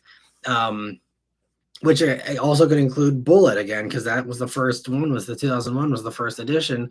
So there's other 90s and early 2000s things they could do there. They did the Mach 1 with the new Edge, and they did all this stuff. So, I mean, they could still do that and still kind of be like, okay, we're playing with the 90s and early 2000s thing a little bit here, and, do the proper homages instead of trying to, I get that what they are probably seeing with their data is that people that are buying Mustangs now are not the generation necessarily that are sentimental about the 60s. Those people that actually enjoyed driving muscle cars in the 60s are really aging out of that kind of stuff, and kind of reaching the end of marketability for that group of people. I mean, you still do have some, but that's a rapidly shrinking group of buyers. And so they see that and they say, okay, well, we didn't have a whole lot from the 70s to pull from that we can that we haven't done already, like Mach 1 and stuff. So it's like 70s is a dead end. So then it's like, okay, well, now we got to go into the 80s. And they know that people that now have money to spend 50, 60 grand on a Mustang are people who are children of the 80s, or teenagers in the 80s, and were drooling over the 5.0s back then and saying, man, that's so cool, I want that. And now they maybe have the money to have that, or they are sentimental to their old Fox body and they want to go back and have a new one. So that's great, but then they dropped the ball with S650. If that was the plan, was to harken back to the 80s for this whole generation of Mustang, then why did you phone it in by reskinning the S550? And I think especially it really looks bad for him with how well a Charger has been executed. Obviously, the EV thing was problematic, but like the design, I think, is an absolute home run. And the lift back thing and the giant back seat is absolutely what they need for commercial success. And I think once we see the gas Charger, I think we will see that vehicle actually start to do really well in time, once people either get over the 6-cylinder, or when Dodge again goes back to their comfort zone and just finds a way to put a V8 in it. But either way, like, the bones are there. I think the new Charger is going to someday be a really good seller, because it just makes too much sense with the lift back and the big back seat to not be a great daily driver for people once they get the right powertrain in it for them. And so I'm hoping that Ford maybe does some kind of quick redo for the Mustang and does a proper lift back Fox body kind of thing. And, that'll be the time to do this FX thing. But for now, it's tacky. It's poorly executed. It's on the wrong styling. It's just weird. And Ford has had some misses. I mean, they did the ice white package right at the end of the S550s as well. And it's like, this is a 60s car, and now you're harkening back to 80s even with that. And it's like, just leave it. Like, pick a lane and stick to it. They're just like trying to appeal to everybody, and then they're appealing to nobody, because you're appealing to the wrong people with the shape of the car, and you're appealing to the other wrong people with the graphics and white wheels and everything else. So yeah, I think that's a miss in my mind. And Chad says late 90s, early 2000s, it seemed like automakers could bring concept vehicles to production way easier. Thunderbird, Prowler, PT Cruiser. Yeah, there was a whole, Beetle. There's so many of these things. There's Cadillac XLR, and just that's another reason. Yeah, obviously I'm biased at this point, but again, that 2000 to 2010 period where you had all these things. You had Solstice and Sky, and just I don't think we realized how good we had it back then. There was just all these cool concept cars actually coming to reality and actually getting produced. And we had our fun muscle car era here in the 2010s. That was, very cool and historical as well. But I feel like personally, again, probably just because of how recent the 2010s is, but like, I'm like really nostalgic for all those early 2000s, mid 2000s kind of stuff. It's so fun. And just wild stuff that, that was before it had to make commercial sense, really. They got it approved somehow, but like, it was just pure nostalgia plays. Prowler, like, that was never going to be a hot seller, but it sold well with the people it was intended to sell well to. Thunderbird, not for everybody, but they did it. And now it's like everything's got to be like signed off by 15 different committees and focus groups and all this crap. And it's like, those cars aren't focus group cars. Those were cars that were just like, hey, we're going to go out and do something crazy. And they did. And they're legends as a result of it, And it's a shame we don't see that kind of bravery in the car world these days.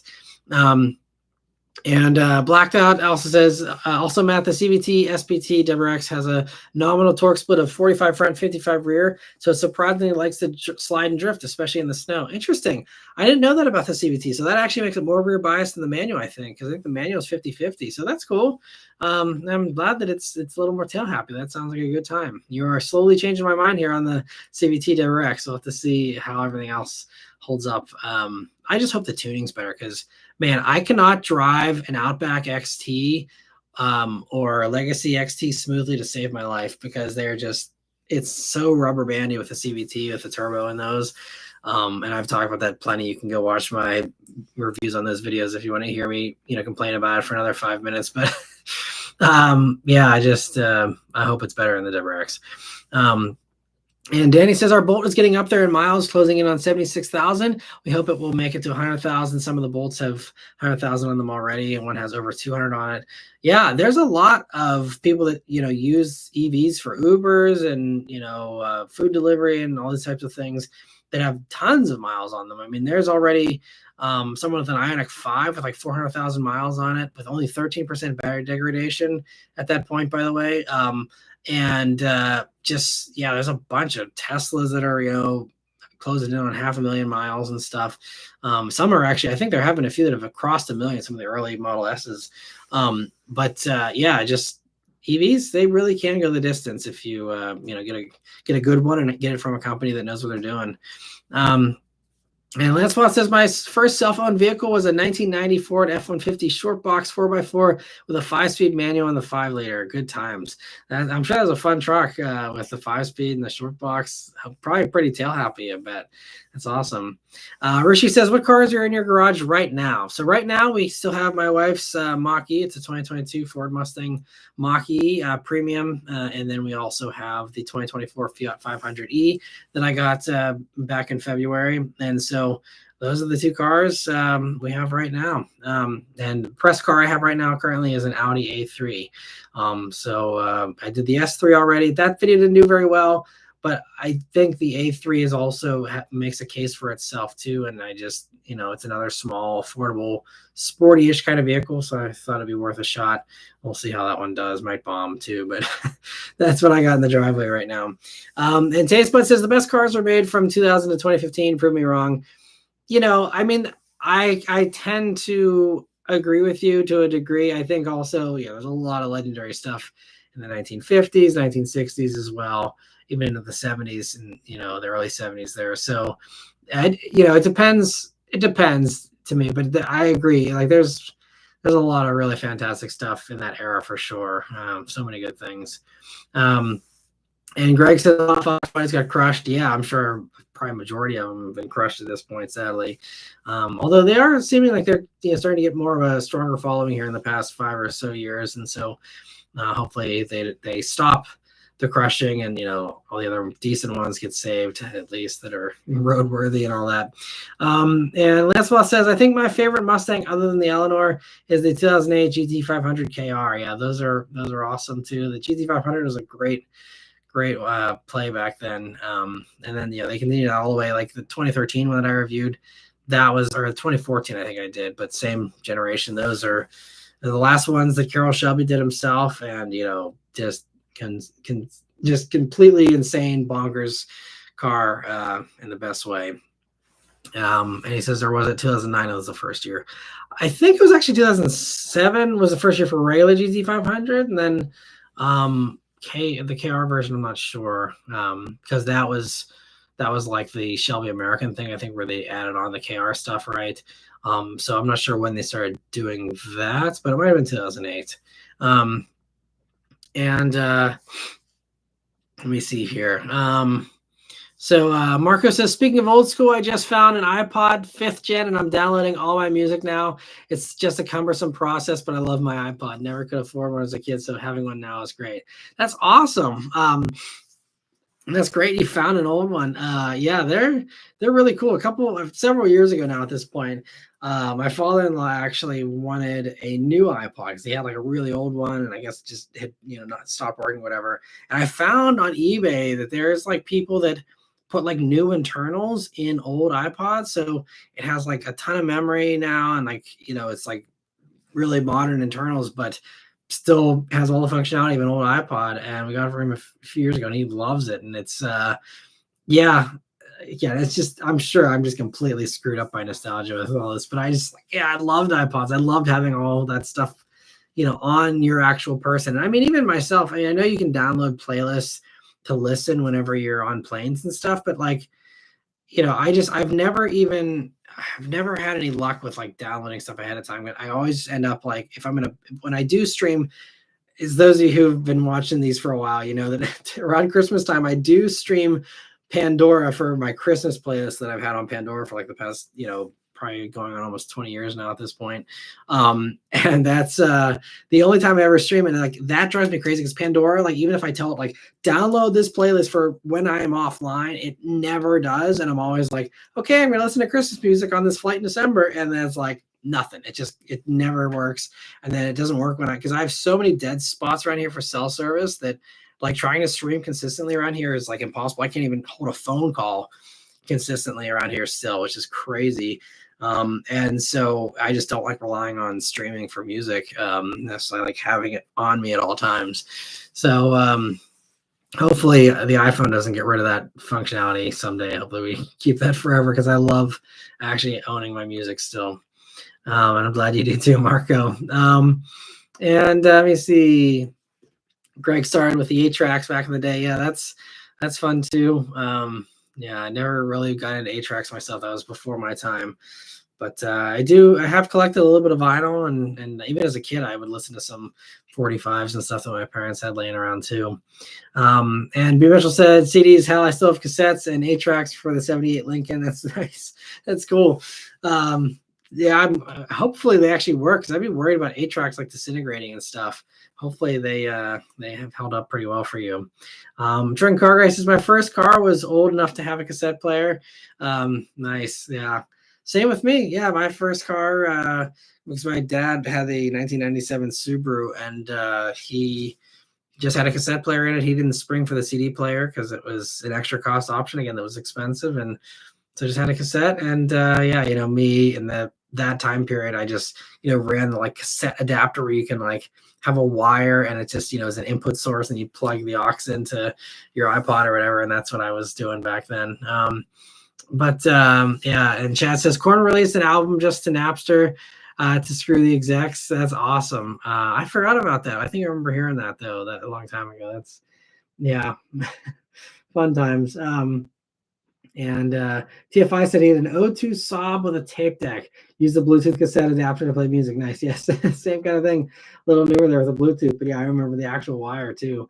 And Trenton Carguy says, as for nostalgic songs, Decadence or Indestructible by Disturbed, yeah, classics as well.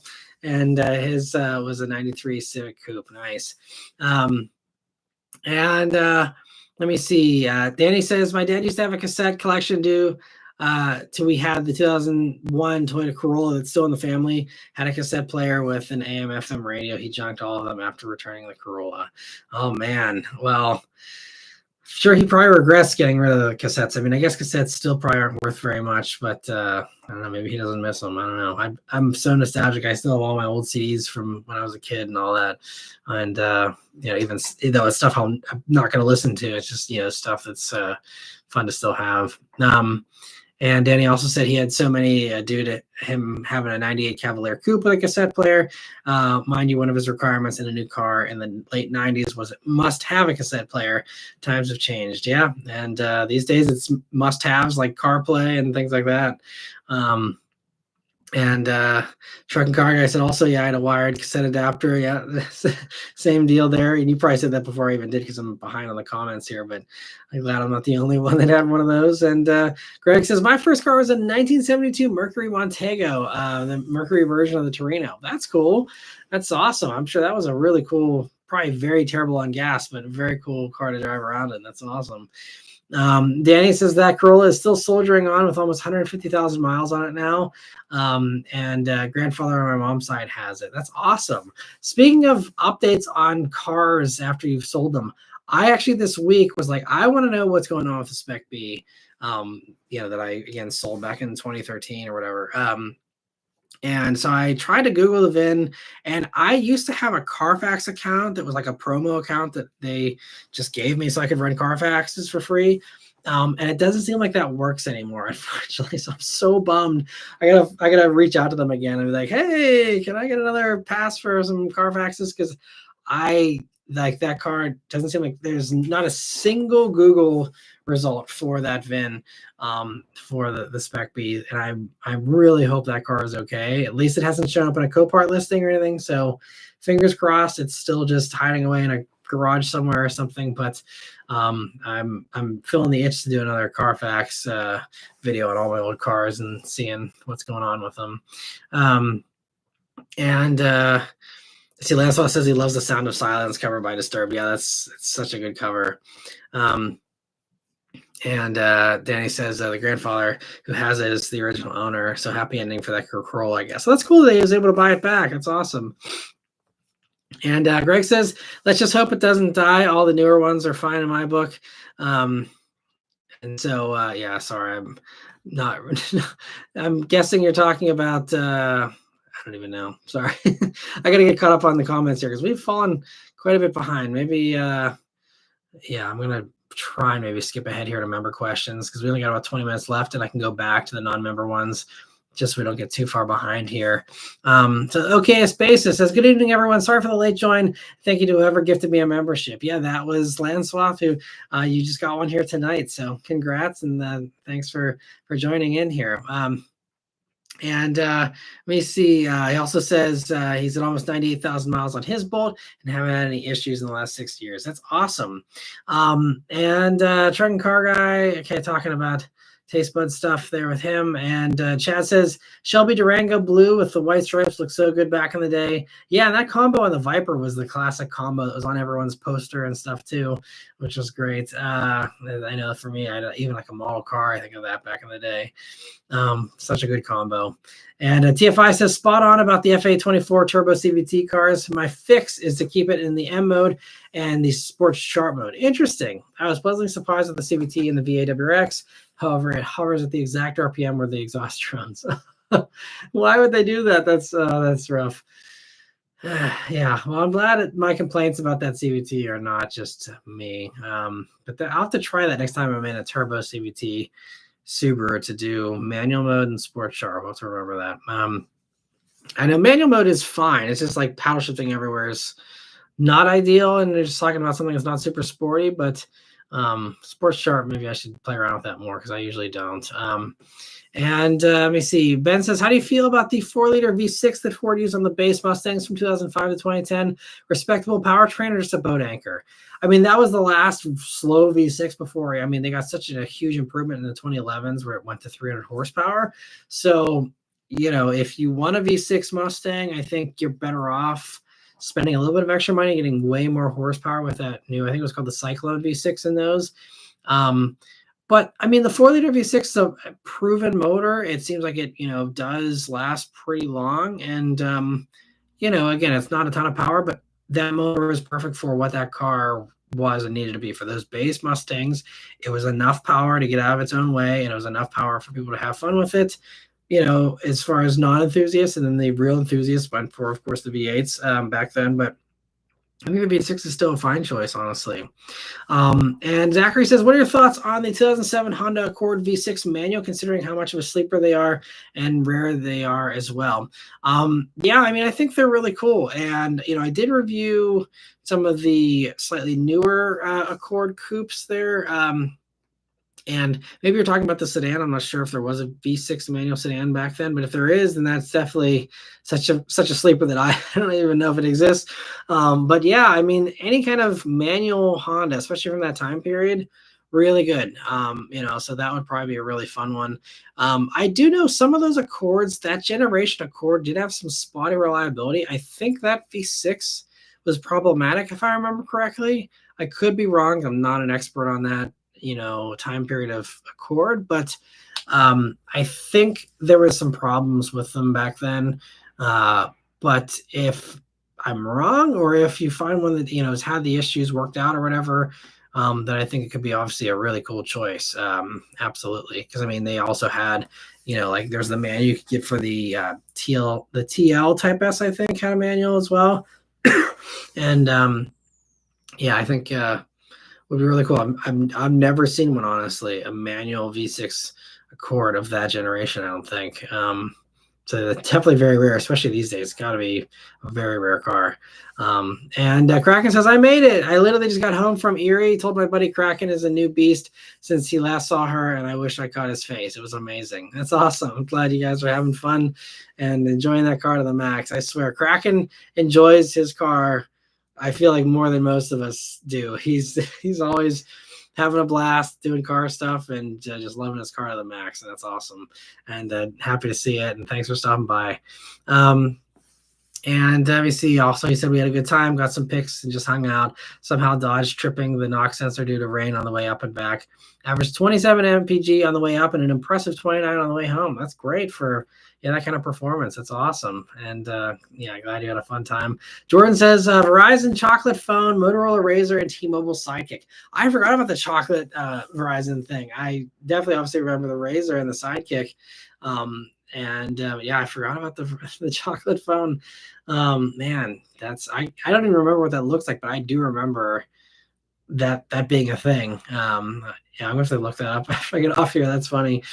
Yeah, good times. I'm glad we can all reminisce about the 2000s. It's fun. And Kraken also says, I was truly not expecting to hit 29 with the mods. I think my potential stage 1.5 tune I might be getting may make it even better. Yeah, I mean, tunes often do improve fuel economy. So there's a good chance that happens. And he also says, Matt, if you haven't watched it yet, the F1 movie is great. Me and my buddy and his buddy watched it this afternoon. Nice. Yeah, I'll have to check it out. I didn't get to watch it yet. And I still just Superman just came out. I want to watch Superman too. Yeah, I just don't get a lot of chances to go to the movies these days. So, and it's kind of expensive these days too. It's hard for me to justify spending the money personally, but especially with all the streaming and all that. But I love going to the movies. So hopefully it's something I can get back to here soon. And let me see, TFI giraffes, tractor trailers, and tour buses. That's impressive. Wow. Yeah, I've always thought about doing that more, but I never have. That's a really good tip, I'm sure, for EVs, especially. If I'm ever in a bind for range, I should totally really dedicate myself to doing that and seeing just how much range I could squeeze out as a result. That'd be a fun test. Someone should do that. Like Haggerty or something should be like, how far can we take this Lucid? It's rated at 500 miles already. Can we do 1,000 or something if we draft behind someone, or some maybe Mr. Beast or something? Well, that'd probably be not as exciting as the usual crap if he blows up or whatever. But yeah, that could be a fun test.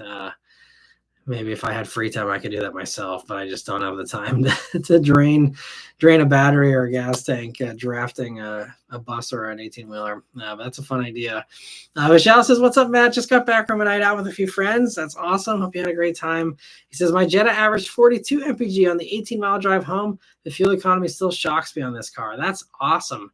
Yeah, it's really impressive what some of these Volkswagen Group motors especially do. Like this A3 that I have as a press car this week, the guy who drove it, he forgot to reset the trip computer whenever he dropped it off, and his fuel economy for the highway drive from DC to Pittsburgh, he was getting 38 mpg in the A3 with that thing having 230 horsepower or something in that.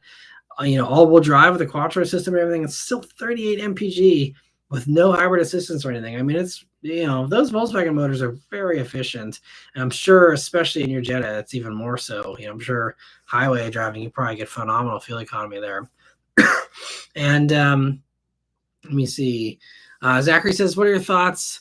Yeah, okay, we just covered that. And let me see. Yeah, Vishal is the 1.5 Jetta. Yeah, very impressive. And Cam says, okay, I'm going to stop with the comparisons. Would you take anything over a V6 TLX all-wheel drive that doesn't require premium gas? Like the V6 reliability, all-wheel drive isn't a must in southern Maryland, but is nice for the V6. I mean, I don't know how much you'd be spending or what you're looking to spend on one of those. I haven't looked recently at what they're going for. I'm guessing you're talking something under 20 grand, right? Maybe maybe a little more. I don't know. So I would need to know price tag and what your limit is and exactly what you are looking for the vehicle to do. If the only requirements are reliability and regular gas, I mean, there's a lot of stuff I'd take over a V6 TLX. But if you need 4 doors, if you need a Japanese brand, or you need a certain amount of space or certain features, that's really where I can kind of hone in on what would be a solid alternative for you. But I mean, yeah, it's just hard for me to say more about the TLX until I spend more time with that generation. I just haven't. But yeah, if you want, Cam, definitely feel free to send me a message, email, whatever, in the description of every video, there's all the contacts as far as, however you want to reach out to me there. More than happy to drill down and kind of figure out, with all the context you can provide me as far as exactly what you want and need. Be more than happy to give you some suggestions there. But yeah, I mean, there's a lot of great sedans. I love the newest Gen Accord. So for me, like, if you could just get like a Accord 2.0T, that might be, something I prefer over the TLX because it's a little bit newer and fresher, handles a little bit better. And still is Honda, so familiar there. If you're kind of liking something in the Honda and Acura group. I love the new TLX. So, again, if your limit is right below where a used TLX for the 2020s and beyond start, but I personally like that generation better than the prior gen. So I'd try and go for the newer gen if you could swing it, because I think they're fantastic and really well done. So there's a lot of choices I could probably run through. So I'll just wait until you give me some more context and we can kind of talk through this a little bit more. But more than happy to help you out and find the right car for you. Let me see here. I see TFI is aspiring to cartoons who said I had the 2013 V6 Mustang and it wasn't fast but quick enough. And TFI says the Duratec was fantastic, just needs an ECU flash mod, bolt-ons, and 373 rear end. Yeah, there's a lot of people actually with that. The 20, I think it was 2011 was when that V6 came out, if I remember correctly. But that new V6 with the 300 horsepower was a great motor. I reviewed it even in the S550 Mustang when they first had it. It was great there.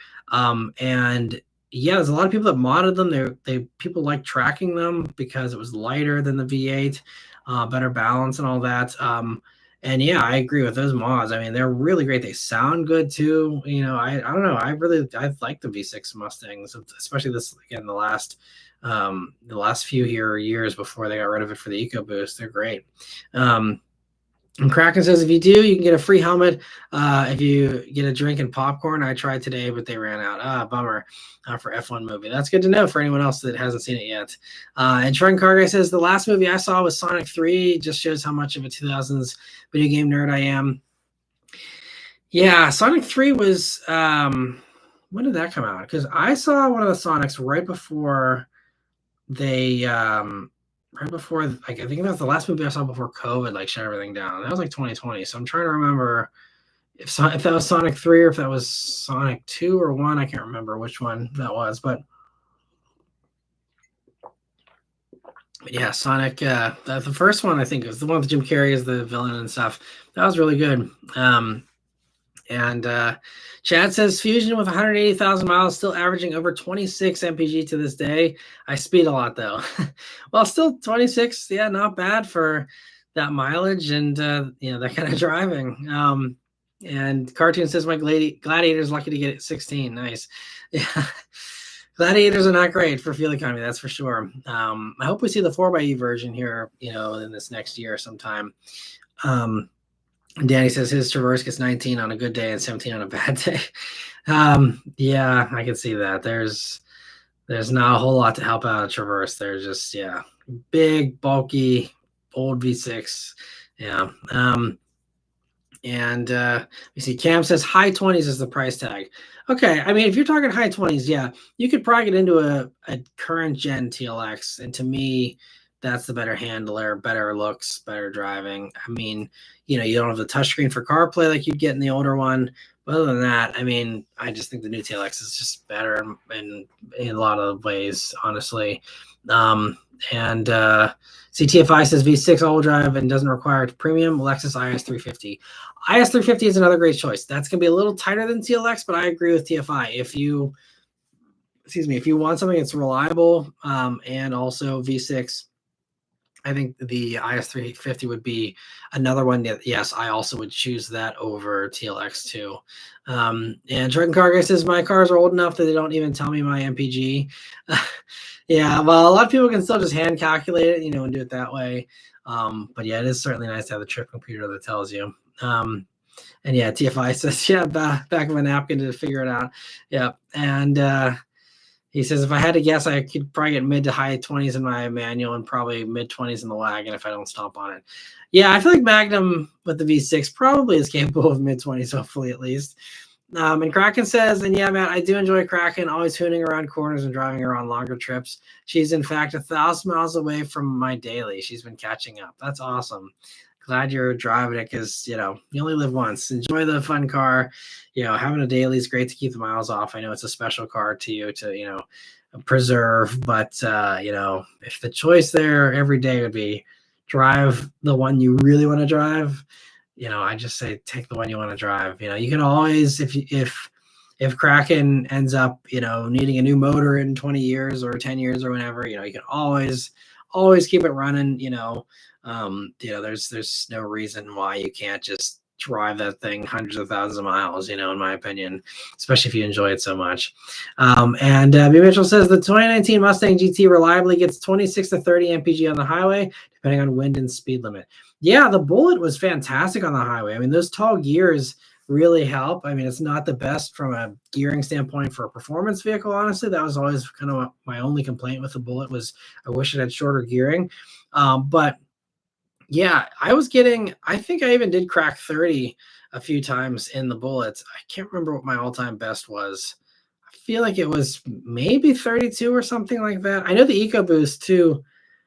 It's been a long time. I'm pretty sure in that I think I was able to get almost like 34 or 35 mpg. I can't remember. But yeah, they do great on the highway with those gears. And Michelle says, not sure if this was brought up, but did you see the story of GR Corolla airbags going off without a crash and Toyota saying it's normal? I didn't. First knee-jerk reaction to that, though, is that there has to be more to that story. I don't know what the context is there, but if there isn't a good reason for it to be going off, that's a giant recall and very much a top priority fiasco. The Toyota would not just be like pushing off, like they would have to fix that, immediately, because that's an enormous safety risk, because your airbag goes, obviously, like you could lose control of your car and have all kinds of terrible stuff happen. So I mean, there's got to be more to that story. But yeah, I'll have to look into that. Thanks for bringing that to my attention. But that seems very strange. And Trenton Car Guy says Sonic 3 released in December last year. Okay, I didn't even watch it opening weekend. I watched like a month later. So I must be thinking of the original Sonic 1 that came out in 2020, probably. Danny says the 3.3 liter V6 in the S550 from 2015 to 2017. So I heard it's decent.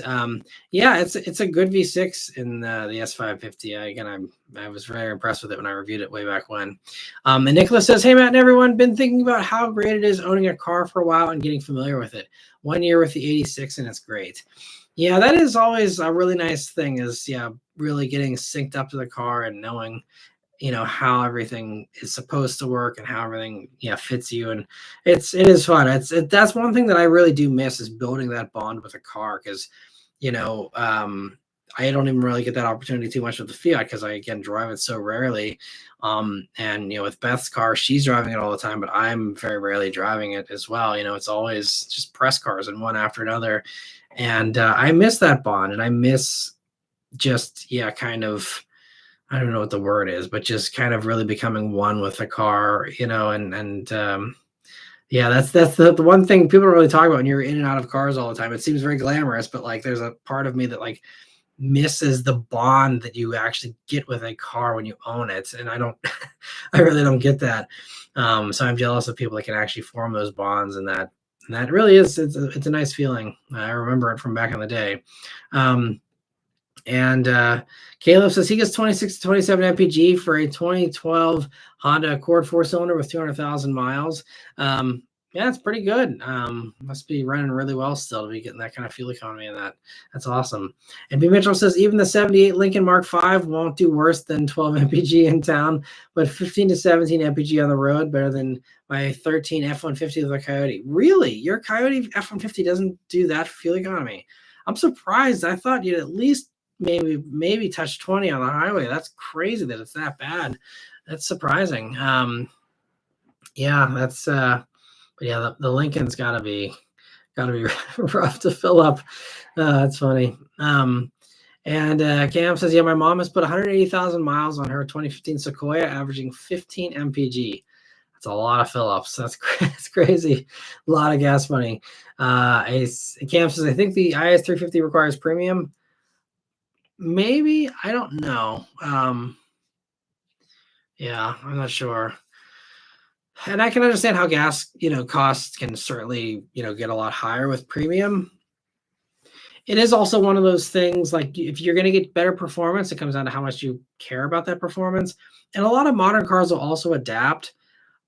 I don't think you need premium in that V6, because surely all the normal people driving around in V6 powered Lexuses, there's no way that they're all running premium. I mean, maybe, but I highly doubt it. It's a naturally aspirated motor as well, so there shouldn't be a huge reason to need premium. Like, premium typically, if you're in a very high strung car, or especially a turbocharged car, that's where premium and sticking to that is very important typically. But I don't think you would have that much of an issue. I don't know. Read the owner's manual. Don't take my word for it. But I think you should be okay in an RS 350. I don't know. And TFI says 4x8 Gladiator makes sense. Nobody's doing a smaller PF truck.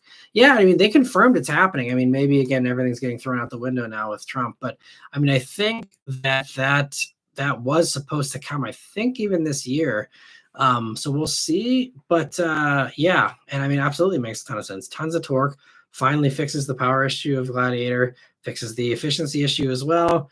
And it actually should be a little more capable, way more power. I mean, because the thing is, like, that 4x8 powertrain in the Wrangler does, I think, the same torque as the V8, if I remember correctly. And it's like basically as fast as the V8 version. And obviously you never had the V8 for the Gladiator, so it could finally be the way if people have like V8 like power in a Gladiator. And yeah, it makes a ton of sense. So we'll see if they follow through with that or not. And let me see. Epic Awesome Zebra said my 5.0 gets better MPG than my Tundra. Yeah, I believe that. That's where, again, just, weight and physics and all that just really doesn't help. And Two Track Jack says my 2014 Town & Country with 206,000 miles averages 16.8 and 27 on the highway on cruise at 70. Not too bad. I mean, minivans at least have a little bit more of an aerodynamic shape than a truck, so that's pretty good. And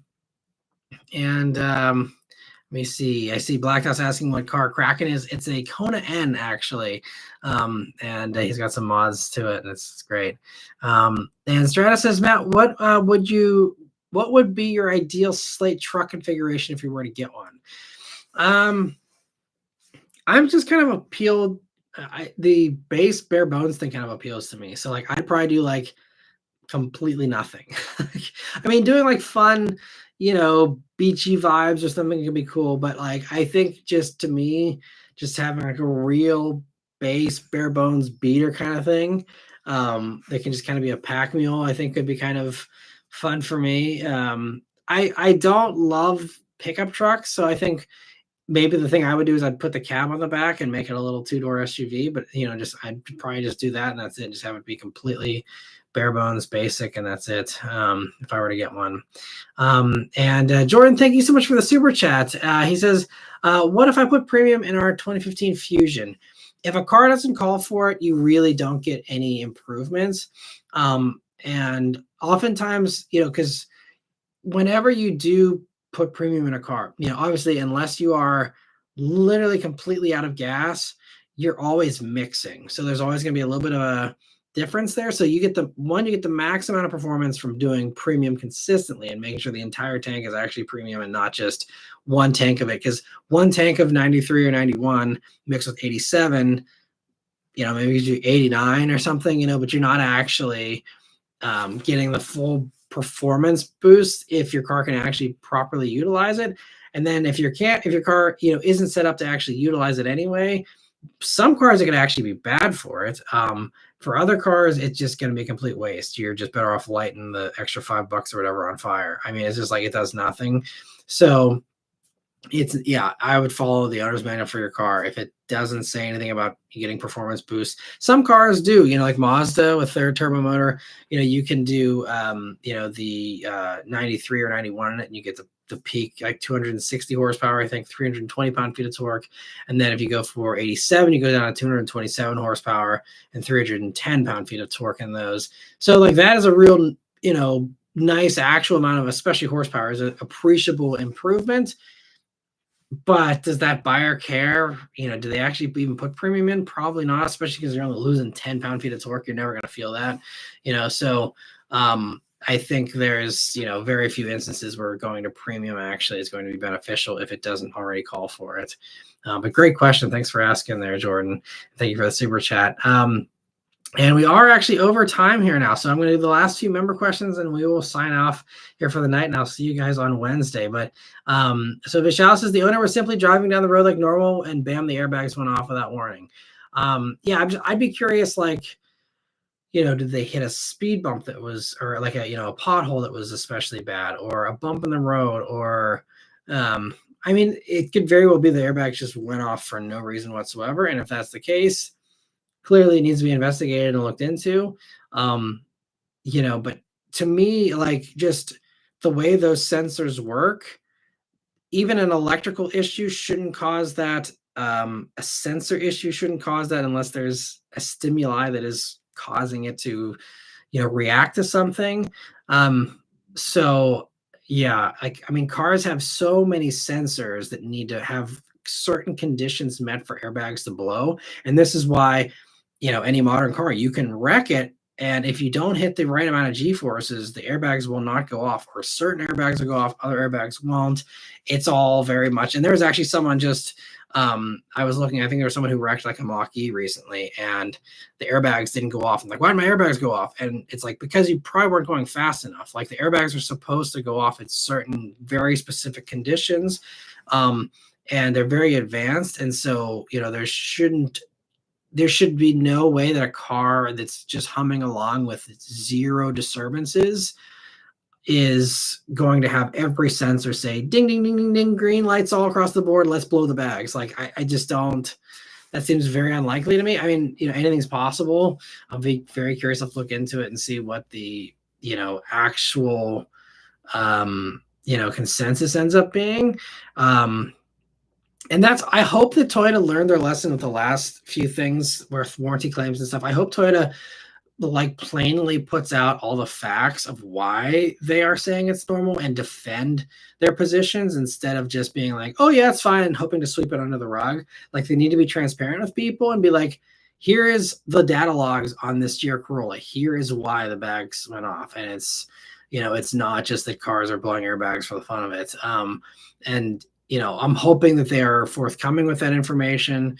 But again, in the past, they've, denied warranty claims for 85 mile per hour and saying that's the reason why this motor blew. And it's like, give us all the info. There's probably real info there as far as why this motor blew over 85 miles per hour, or why you're denying it for this person, And I think because there was a few times like that where, like, the Reddit viral post was, my GR86 blew up and Toyota's not covering it. Doesn't this suck? They're the worst. And it's like, then like later investigation and all that, like, it turns out that like this guy actually was like a terrible driver, like bouncing off the rev limiter nonstop, like beating the complete snot out of this car. And like, that's why it ended up letting go. And sure, cars should be able to withstand abuse, but only so much abuse before it's like, okay, well, this is on you. And so there's those types of things where, but like Toyota didn't come out and say that, and so it had to be like other people that figured this out. And, so I hope that Toyota actually says what happened there and why, if they're going to just, say that it's not a cause for concern. And let me see. So, TFI says car bonding thing is real. I think part of it is the smell, burning oil, old leather, crayon plastics. If you're in a 2000s Volvo or a Volkswagen, Volkswagens always smell like crayons. After like a couple of years, it's like always crayon. It's so funny. He said my buddy's 97 Prelude had a Febreze vent lip and I can smell it. That's awesome. Yeah, there's that bond that is very strong and it's great. I see Cam says the compression's 11.8 to 1 for the IS350. Yeah, I mean, I guess, but it's the same. I feel like it's the same horsepower that like ES runs and all these other regular V6 powered Toyota and Lexus products. So I don't know. That's interesting. And Small Cookie says, "Hi Matt, have you seen the Nürburgring crash involving the Porsche and the BMW? It's crazy how far car safety has come." I didn't see that. I'll have to look into that. Thanks for giving me the heads up. I'll have to check it out. Is it any specific vehicles, or should I just Google that and check it out? Because I'm curious to see anything like that, especially when safety is concerned. And Chad says, "Thanks for a great chat here." And TFI says, yeah, the IS does take 91. The RX and the ES take 87, but the ES is not all-wheel drive except for the four-cylinder. So I guess it does. Is it a different tune for IS than RX and ES? That's surprising. I thought they were all like 300 horsepower. It's surprising. Okay, well, yeah, I mean, so I'll have to look into that for you, Cam. And again, let me know exactly what other criteria you have, if you have any others. As far as what may be, because I guess TLX probably is going to, for the newer ones with the turbo, is going to probably require a premium. So yeah, I'll have to think it over and do a little more research. But definitely send me a message. I'll keep an eye out and help you figure out whether the TLX is the best for you or if there's something else that might be a little bit better.